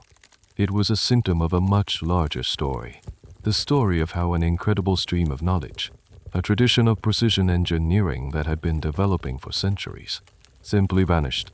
The Antikythera Mechanism is the last surviving example of this high technology. After it, the trail goes cold for over 1,000 years. How could this happen? How could the ability to build something so complex be completely lost to history in Europe? There is not a single, simple answer. It was a slow fading, a death by 1,000 cuts, caused by a confluence of cultural, economic, and political shifts. First, let's consider the Roman succession. The Romans were brilliant engineers, but their genius lay in the practical and the large scale. They built magnificent aqueducts, durable roads, and massive structures like the Colosseum. They excelled at civil engineering, at organizing vast projects that served the state. They were, however, less interested in the abstract, theoretical science that had so captivated the Greeks, while wealthy Romans might buy a Greek cosmic clock as a status symbol. They were not, as a culture, driven to understand the deep mathematics behind it or to innovate upon its design. The intellectual energy that had produced Hipparchus and Archimedes began to dissipate. The Roman world valued the administrator and the general more than the theoretical physicist. As the Greek centers of learning like Rhodes and Alexandria slowly declined in influence, the very specific, niche expertise required to build an Antikythera mechanism began to fade away. There were fewer teachers, fewer students, and crucially, fewer wealthy patrons willing to fund such frivolous scientific pursuits. Then came the economic and political instability. The Roman Empire, after centuries of dominance, began to crumble. From the 3rd century AD onwards, the empire was racked by civil wars, barbarian invasions, and economic collapse. In a world of constant crisis, survival becomes the priority. There is no time, money, or stability to maintain complex craft traditions. Workshops that might have produced delicate astronomical devices were likely repurposed to make weapons or were simply abandoned. The intricate supply chains for materials like high-quality bronze would have broken down. Knowledge itself becomes a luxury when the world is on fire. A small, quirky piece of evidence for this decline is the quality of coin minting. In the golden age of Greece and early Rome, coins were often miniature works of art. By the late Roman Empire, coinage had become crude and sloppy. This seems like a minor point, but it is indicative of a general loss of fine metalworking skills. The very skills needed to cut the tiny, precise gears of the mechanism. Another major factor was the changing intellectual landscape with the rise of Christianity. Early Christian theology had a complex and often suspicious relationship with classical science. The Greek focus on observing and explaining the material world was sometimes seen as pagan and distracting from the more important study of Scripture and the salvation of the soul. Why build a machine to predict the movements of the planets when the day of judgment could be at hand? This is not to say that Christianity was anti-science in a simple way. That is a modern oversimplification that historians strongly caution against. Many church fathers were learned men who preserved classical texts. However, the cultural emphasis shifted dramatically. The grand, impersonal, clockwork cosmos of the Greek philosophers was replaced by a universe centered on a personal God and divine intervention. The motivation to build a mechanical model of a universe that was no longer seen as a self-contained, predictable system naturally waned. The knowledge was not necessarily destroyed overnight. It was more like a library where the books are not burned, but simply left unread for centuries. The texts of Greek astronomers were preserved in monastic libraries. But the practical, hands-on craft knowledge, the unwritten know-how of the workshop, was not. You cannot learn how to build a differential gear just by reading a description of one. You need to be taught by a master. When the last master craftsman who knew the secrets of the Antikythera style devices died without passing on his skills, the knowledge effectively vanished from Europe. So the mechanism's secrets slept in the deep. And on the surface, the world moved on. Europe entered the early Middle Ages, a period of profound transformation. The sophisticated, interconnected world of the Mediterranean that had produced the mechanism was gone, and with it, the memory of what they had been capable of creating. It would be more than a millennium before anyone in Europe would even begin to reinvent the knowledge that was casually loaded onto a Roman cargo ship and lost in a storm. This leads us to a fascinating and deeply puzzling counterfactual. If the ancient Greeks had this level of mechanical genius, why did they not have an industrial revolution? Why did the same mind that could design a differential gear for an astronomical clock also not invent a steam engine or a spinning jenny? They had the theory. They clearly had the mechanical know-how. So what was missing? This question has been a favorite thought experiment for historians of science and technology for decades. It is a mystery that goes to the heart of what drives technological change. The answer, once again, is not simple, but it seems to boil down to a question of social structure and motivation, not a lack of intelligence or skill. The first and most significant factor was the institution of slavery. The ancient Greek and Roman economies were built on the back of slave labor. If you need a field plowed, a mine excavated, or a shipload of grain ground into flour, you do not invent a machine to do it. You buy more slaves. Labor was cheap and plentiful. There was simply no economic incentive to create labor-saving devices, the kind of problems that drove the 18th century industrial revolution in Britain. A shortage of workers and a demand for mass production of goods, like textiles, simply did not exist in the same way. The genius of the Antikythera Mechanism was applied to a noble pursuit, understanding the heavens, a subject for philosophers and gentlemen. The idea of applying that same level of genius to the vulgar world of manual labor and mass production would have been culturally alien. There was a deep-seated philosophical divide in the classical world between the intellectual life of the mind, vita contemplativa, and the practical life of work, vita activa. Great thinkers like Plato and Aristotle praised philosophy and mathematics, but often looked down on the manual arts and commerce. An inventor in the ancient world would much rather win praise for a beautiful cosmic model than for a more efficient loom. Another missing ingredient was a reliable and portable power source. The Greeks understood the basic principles of steam power. The 1st century AD inventor in Alexandria named Hero, or Heron, described a device called an aeolipile, a hollow sphere with two bent nozzles that would spin when heated, a primitive reaction steam turbine. However, it was treated as a novelty, a temple miracle used to create magical effects like opening doors automatically. No one saw its potential as a prime mover, an engine to power machinery. Why? Because to make an efficient steam engine, you need high-quality metallurgy to create strong boilers that can withstand high pressure. And you need a cheap and abundant fuel source, like the coal that powered Britain's revolution. The ancient world had neither in sufficient quantity. There is also the question of scientific methodology. While the Greeks were brilliant at geometry and theoretical modeling, they had not yet developed a systematic, experimental scientific method. The idea of forming a hypothesis, testing it with controlled experiments, and then using the results to build better technology was not yet fully formed. Innovation was often the result of individual flashes of brilliance, like Archimedes or the Antikythera maker, rather than a sustained, collaborative, and cumulative research program. One lesser-known but fascinating theory argues that the Greeks lacked the concept of intellectual property. There was no patent system. If you invented a brilliant new pulp, your rival could simply copy it without any legal or financial repercussions.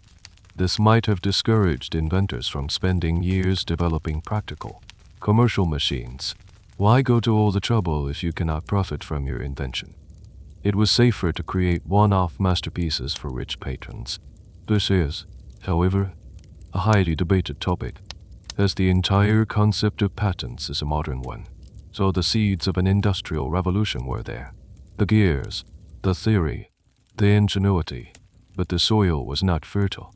The combination of a slave-based economy, a cultural disdain for manual work, a lack of efficient power sources, and an unsystematic approach to innovation meant that the incredible potential demonstrated by the Antikythera Mechanism remained locked in a box. A brilliant but isolated achievement. It was a technological dead end. A tantalizing glimpse of a future that would have to wait another 500 years to be born. It is a powerful lesson that technology does not advance in a vacuum. It is pulled forward, or held back, by the society that creates it. The knowledge of how to build intricate, geared devices may have vanished from Europe after the fall of Rome, but it did not disappear from the world entirely. The torch of Hellenistic science and engineering was not extinguished. It was passed eastward to a new civilization that would not only preserve it, but build upon it in spectacular fashion. The Islamic world, during Europe's early Middle Ages, the vast region stretching from Spain to India entered a period of extraordinary intellectual and cultural flourishing known as the Islamic Golden Age, roughly 8th to 14th centuries. While monasteries in Europe were quietly copying ancient texts, cities like Baghdad, Damascus, and Cordoba became bustling centers of scholarship and innovation.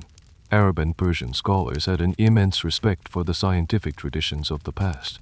They actively sought out and translated the great works of the Greeks: Euclid, Aristotle, Ptolemy, and, yes, even engineering texts from figures like Hero of Alexandria. They called this monumental effort the translation movement, and it was one of the most significant transfers of knowledge in human history. It was in this vibrant intellectual climate that the art of complex clockwork was reborn.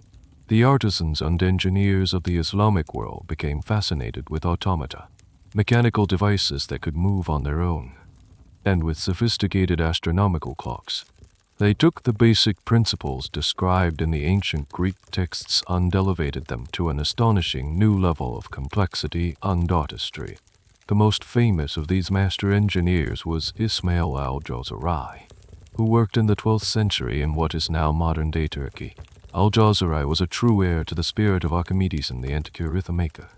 He wrote a magnificent book titled The Book of Knowledge of Ingenious Mechanical Devices, which is a treasure trove of designs for everything from water pumps to automated hand-washing servants to incredible, monumental water clocks. One of his most spectacular creations was the castle clock, a massive astronomical clock that was over 11 meters high. It was a multimedia spectacle. It had a zodiac dial, pointers for the sun and moon, and a series of doors that would open every hour to reveal a small mannequin. It had automated falcon musicians that would play music.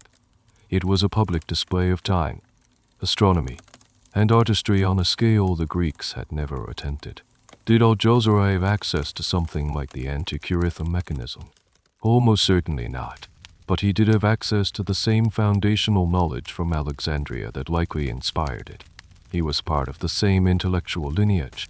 His work shows that the principles of using complex gear trains to model celestial motion were alive and well. He even used a type of segmental gear, a component that some researchers believe was also part of the Antikythera's planetary system. Another brilliant example comes from 10th century Baghdad. A pair of brothers, the Banu Musa, wrote a book describing 100 different mechanical devices, including a flute player that could play automatically, arguably the world's first programmable machine. Their work contained designs for conical valves, feedback controllers, and crank mechanisms, all essential components for advanced machinery. The lineage is faint, and historians are still tracing the precise threads of transmission. It is a matter of intense scholarly debate how much was a direct inheritance from the Greeks versus an independent reinvention. However, the parallels are too strong to ignore. The love of complex gearing, the application to astronomy, the sheer mechanical ingenuity. It all feels like a conversation across centuries. A quirky but telling detail is the astrolabe, this ancient astronomical instrument, a kind of handheld analog computer used for navigation and telling time, was perfected and widely produced in the Islamic world. Thousands of beautiful brass astrolabes from this period survive today. They are, in a sense, the simpler, mass-produced cousins of the Antikythera Mechanism. They show that a broad culture of precision metalworking and astronomical calculation existed. Eventually, this knowledge would find its way back to Europe. During the later Middle Ages, through contact in Spain and during the Crusades, European scholars began to rediscover the lost works of the Greeks, often through Arabic translations. They also encountered the incredible mechanical clocks of the Islamic world. This influx of knowledge helped spark the European Renaissance and laid the groundwork for the scientific revolution. When the first complex astronomical clocks began to appear in the great cathedrals of 14th century Europe, they were, in a way, the return of a ghost. They were the descendants, the great-grandchildren of the device that had sunk off the coast of a lonely Greek island so many centuries before. The torch had been carried, and now it was finally coming home. For decades after its rediscovery, the Antikythera Mechanism remained a puzzle that could only be studied through grainy X-rays and painstaking visual inspection of the fragile, corroded fragments. Researchers like Derek Price could propose models, but they were educated guesses, reverse engineering a ghost. They could never be entirely sure if their reconstructions were correct. To truly prove the genius of the ancient designers, someone had to do the impossible. They had to rebuild it, starting in the late 20th century and accelerating into the 21st. Several teams of researchers, clockmakers, and engineers have taken on this monumental challenge. It is a process that combines cutting-edge science with old-fashioned, hands-on craftsmanship, a perfect tribute to the original creators. The first step in any modern reconstruction is the digital one. Using the ultra-high-resolution 3D X-ray data from the CT scans, researchers can create a perfect, interactive digital model of the mechanism. Imagine having it on your computer screen. You can fly through the layers, peel away the corrosion, and see every single one of the 30 surviving gears in its exact position. You can make missing gears reappear based on the evidence of broken shafts and witness marks on neighboring plates. You can run a simulation, turning the virtual hand crank and watching the entire system move, checking to see if the astronomical ratios all work out as predicted. This digital reconstruction was a massive breakthrough. It allowed the international research team to settle long-standing debates about gear counts and placements. They could test theories about the planetary gearing systems without having to cut a single piece of metal.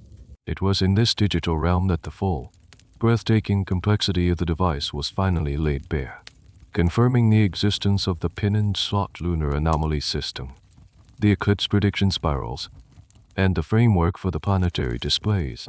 But a digital model, however perfect, lacks the soul of the machine. The ultimate test is to build a physical replica, to see if these theories actually work in the real world of bronze, friction, and gravity. This is where the artists and craftsmen come in. Clockmakers with decades of experience in building complex movements were brought in to translate the digital blueprint into physical reality. One of the most famous and beautiful reconstructions was created by a British clockmaker named Michael Wright, working largely on his own for years, with limited access to the early X-rays.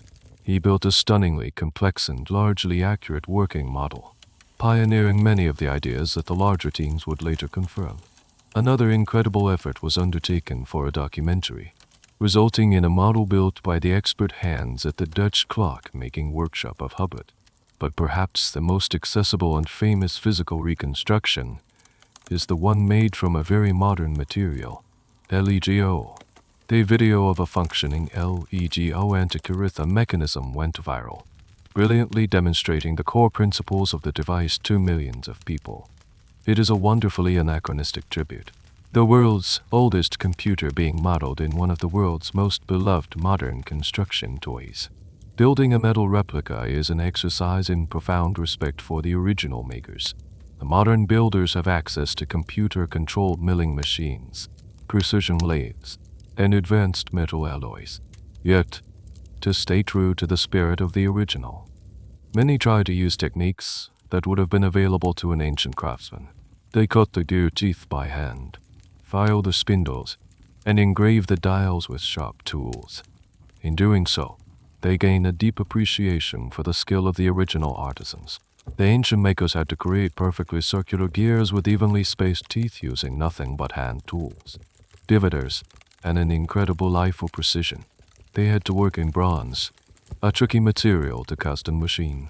The sheer manual dexterity required is as impressive as the theoretical genius of the designer. The moment of truth for any reconstruction is the first time it is fully assembled. You connect that final gear, attach the hand crank, and give it its first turn. There is a nervous silence. And then, it works.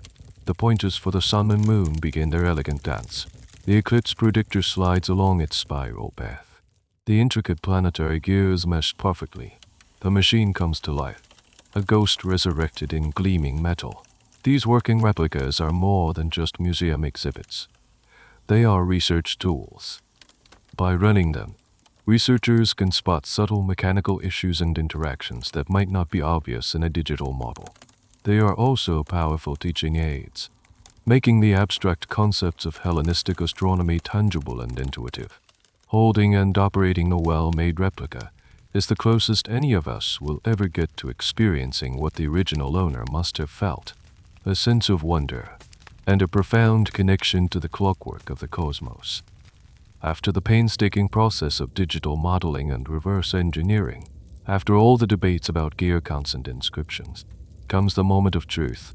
You are standing in a workshop, the air thick with the smell of metal and oil.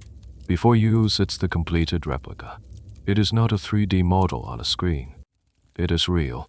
It is heavy. The polished bronze gleams under the light. The wooden frame is smooth to the touch. It is a perfect, idealized ghost of the original. All the broken pieces are made whole. All the missing gears are in their rightful place. The craftsman, or you, reaches for the hand crank. This is the moment that validates decades of research. A quiet turn. There is a soft, satisfying whir, a sound that has not been heard on this earth for over 2 millennia. You watch, holding your breath. The main pointer for the sun begins its majestic sweep across the zodiac. The moon pointer, on its separate, thruster track, follows along, its little two-tone sphere rotating perfectly to show the lunar phase. Everything moves, smoothly, silently, perfectly. It works. In that moment, the full weight of the discovery settles in. This is not a theory. It is not an academic fantasy. The ancient Greeks really did this. They built this impossible machine, and it worked exactly as the researchers predicted. Holding this resurrected ghost in your hands is an uncanny experience. It feels both ancient and modern at the same time. You can turn the crank to your own birthday and see the precise positions of the sun and moon in the zodiac. You can wind it forward 18 years and watch as the eclipse pointer lands exactly on the month of the next predicted eclipse. The genius of the device is not just its scientific accuracy, but its user interface. It is surprisingly intuitive. It proves that the designers were not just brilliant scientists, but brilliant communicators. They made the cosmos accessible. This working model silences the last of the skeptics. It is the ultimate proof. No one can argue that the interpretation of the fragments was too imaginative, or that the required technology was too advanced. The physical proof is right here, weighing in front of you. It demonstrates that the ancient makers had not only mastered the abstract mathematics but also the gritty, real-world challenges of engineering. They understood friction, tolerances, and metallurgy to a degree we had never thought possible. The perfect functioning of the replica is the final, triumphant vindication of their forgotten genius. The ghost of the idea, once trapped in a corroded bronze tomb, has been given a new body. And now that we have seen the perfect ghost, now that we know the full extent of what was lost, we can truly appreciate the tragedy and the miracle of the broken original. The digital models are flawless, and the modern reconstructions gleam with a perfection that echoes the original. They are triumphs of science and craftsmanship. Holding one, you can feel the ghost of the idea, the brilliant logic of the machine brought back to life. But it is a perfect ghost, a sanitized version of the past. To truly feel the weight of 2,000 years, you must go to Athens. Let's imagine you are there now. You walk through the bustling streets of the city, past the Acropolis, a constant, majestic reminder of the classical world. You enter the grand, neoclassical building of the National Archaeological Museum. You walk past rooms filled with sublime marble sculptures and iconic red figure pottery. You follow the signs for the Antikythera Shipwreck exhibit. And there, in a specially designed, climate-controlled glass case, are the fragments. The first thing that strikes you is how small and fragile they look. You have seen the photos. You have watched the documentaries. But nothing prepares you for their physical presence. They are not the gleaming bronze of the replicas. They are the color of a stormy sea, emerald, crusty green-gray. They do not look like a machine. They look like pieces of rock pulled from a dragon's lair, infused with ancient, unknowable magic. There are 80 fragments in total, laid out carefully on a neutral background. The 3 largest pieces, fragments A, B, and C, are the most recognizable. You can lean in close to the glass and see them clearly. On fragment A, the largest piece, you can just make out the faint circular traces of the main dial. With a bit of imagination, You can see where the sun and moon pointers once swept across its face. And if you look very, very closely, you can see a gear wheel, its teeth still sharp, embedded deep within the calcified matrix. It is the very gear that Valerio S. Stars spotted over a century ago. The tiny spark that ignited this whole incredible story. You move your eyes to the other fragments. They are a chaotic jumble of shapes. Some are flat plates, covered in inscriptions so faint they are almost invisible to the naked eye. You can just make out a few Greek letters, symbols that you now know describe eclipses and the rising of stars. Other pieces are twisted, compressed lumps of what used to be intricate gear trains. It is a three-dimensional jigsaw puzzle that has been crushed by a giant. Holding a ghost in your hands when you hold a replica is one thing. Staring at the original is another. This is not a ghost. This is a body. It is the real thing, scarred by time and catastrophe. The corrosion, the cracks, the missing pieces, they are all part of its story. They speak of the violence of the shipwreck, the immense pressure of the deep sea, and the slow, relentless chemistry of 2 millennia of submersion. The replicas are clean and logical. They answer questions. The original fragments, however, only ask them. As you stand there, you feel a profound sense of loss. You see the ghost of the perfect machine it once was, and you mourn its destruction. You think of the unknown craftsman, painstakingly cutting each tooth, knowing his creation was a masterpiece. Did he have any idea it would end up like this? But there is another feeling, too, mingling with the sadness, a sense of sheer, unadulterated awe at the fact that it survived it all. That this delicate, intricate web of bronze was not completely dissolved by the sea, that it was not crushed into dust by the weight of the water, that it was found, by chance, by a group of hardy sponge divers, that it was saved from obscurity by a few curious, persistent individuals who refused to believe it was just a lump of junk. The survival of the Antikythera Mechanism is a statistical miracle. It is a 1 in a billion long shot. The history of archaeology is filled with what-ifs, but this is one of the biggest. What if that storm in 1900 had blown the other way? What if Captain Contos had decided not to send his divers down in that particular spot? The fragments would still be there, silently dissolving on the seabed, and we would be utterly oblivious. We would still be reading Cicero's account of Archimedes' sphere and dismissing it as a charming exaggeration.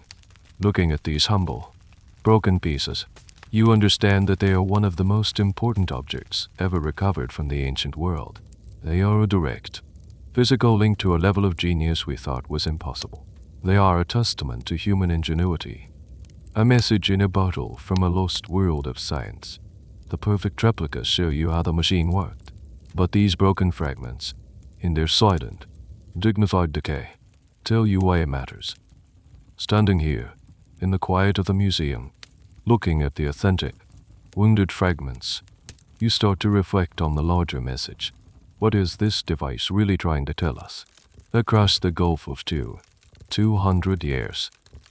It is more than just a story about gears and astronomy. It is a message about the nature of knowledge itself. The first, most humbling message is about our own arrogance.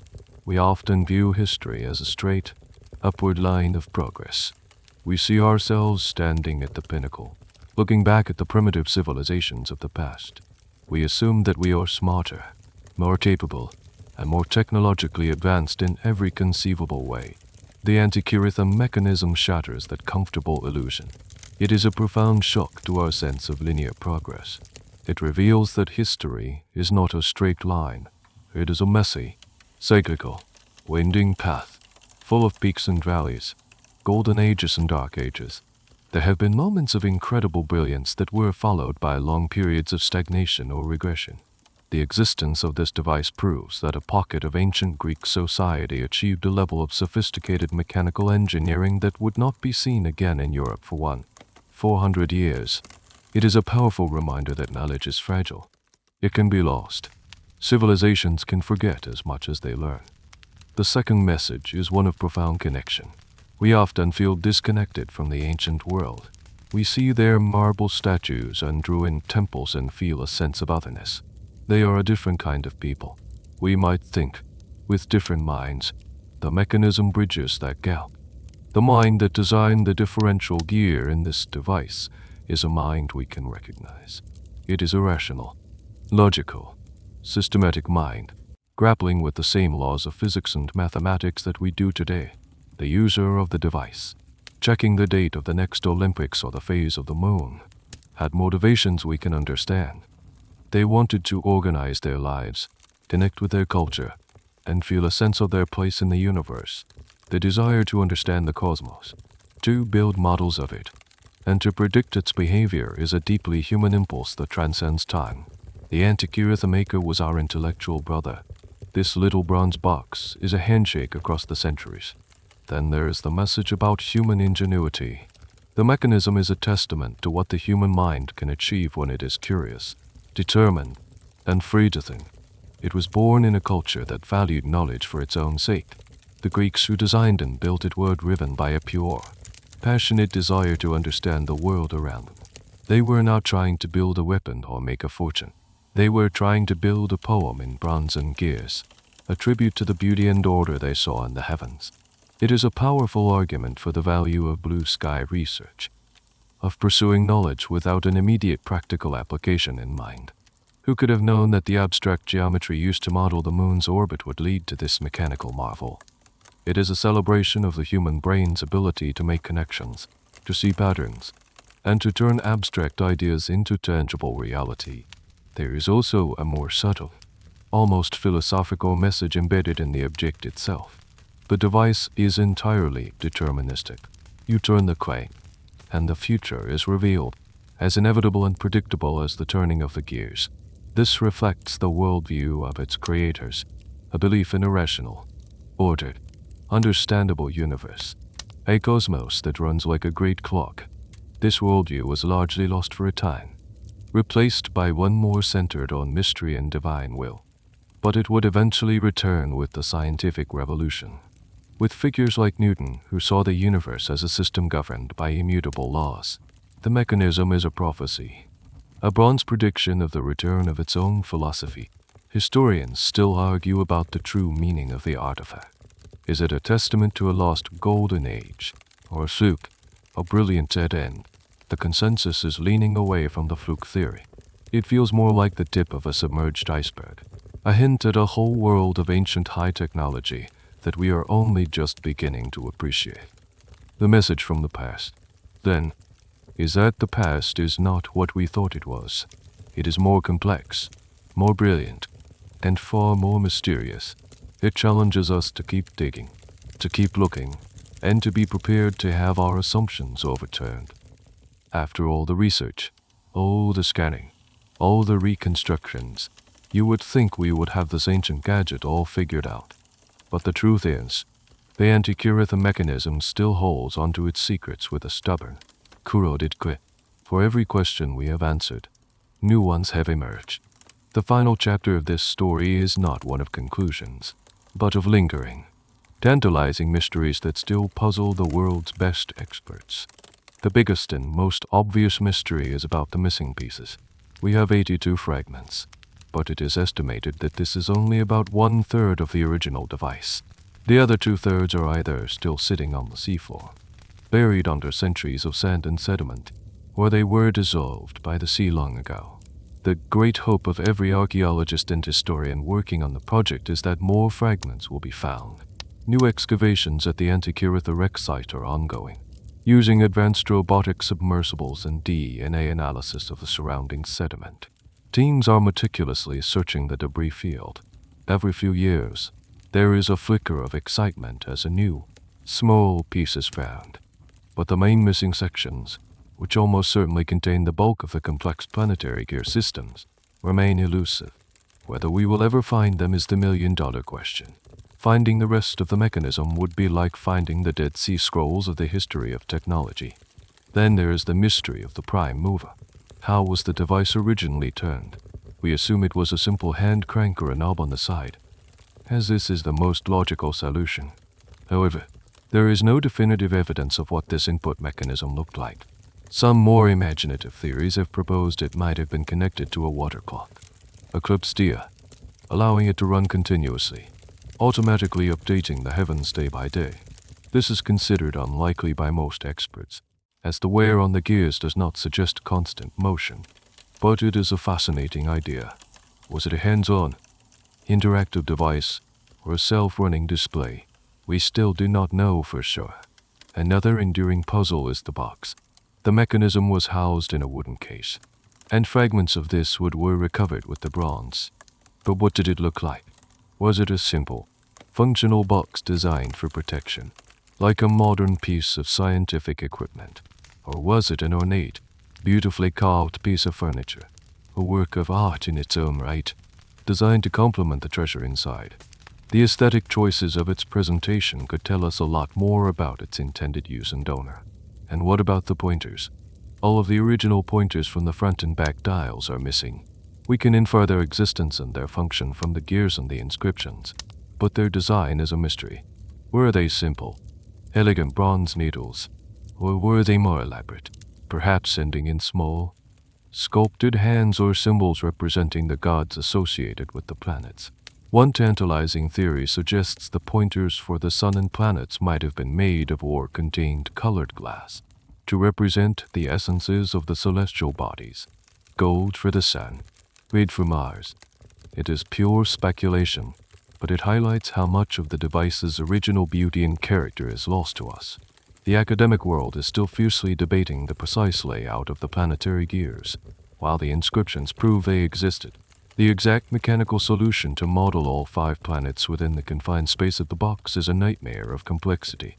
Several brilliant and plausible models have been proposed, but without the actual gears, we cannot be certain which one is correct. It is a high-stakes, 3-dimensional chess game played by the world's leading experts, and the final checkmate has yet to be called. Perhaps the most human mystery of all is still the identity of the maker and the owner. We have strong candidates.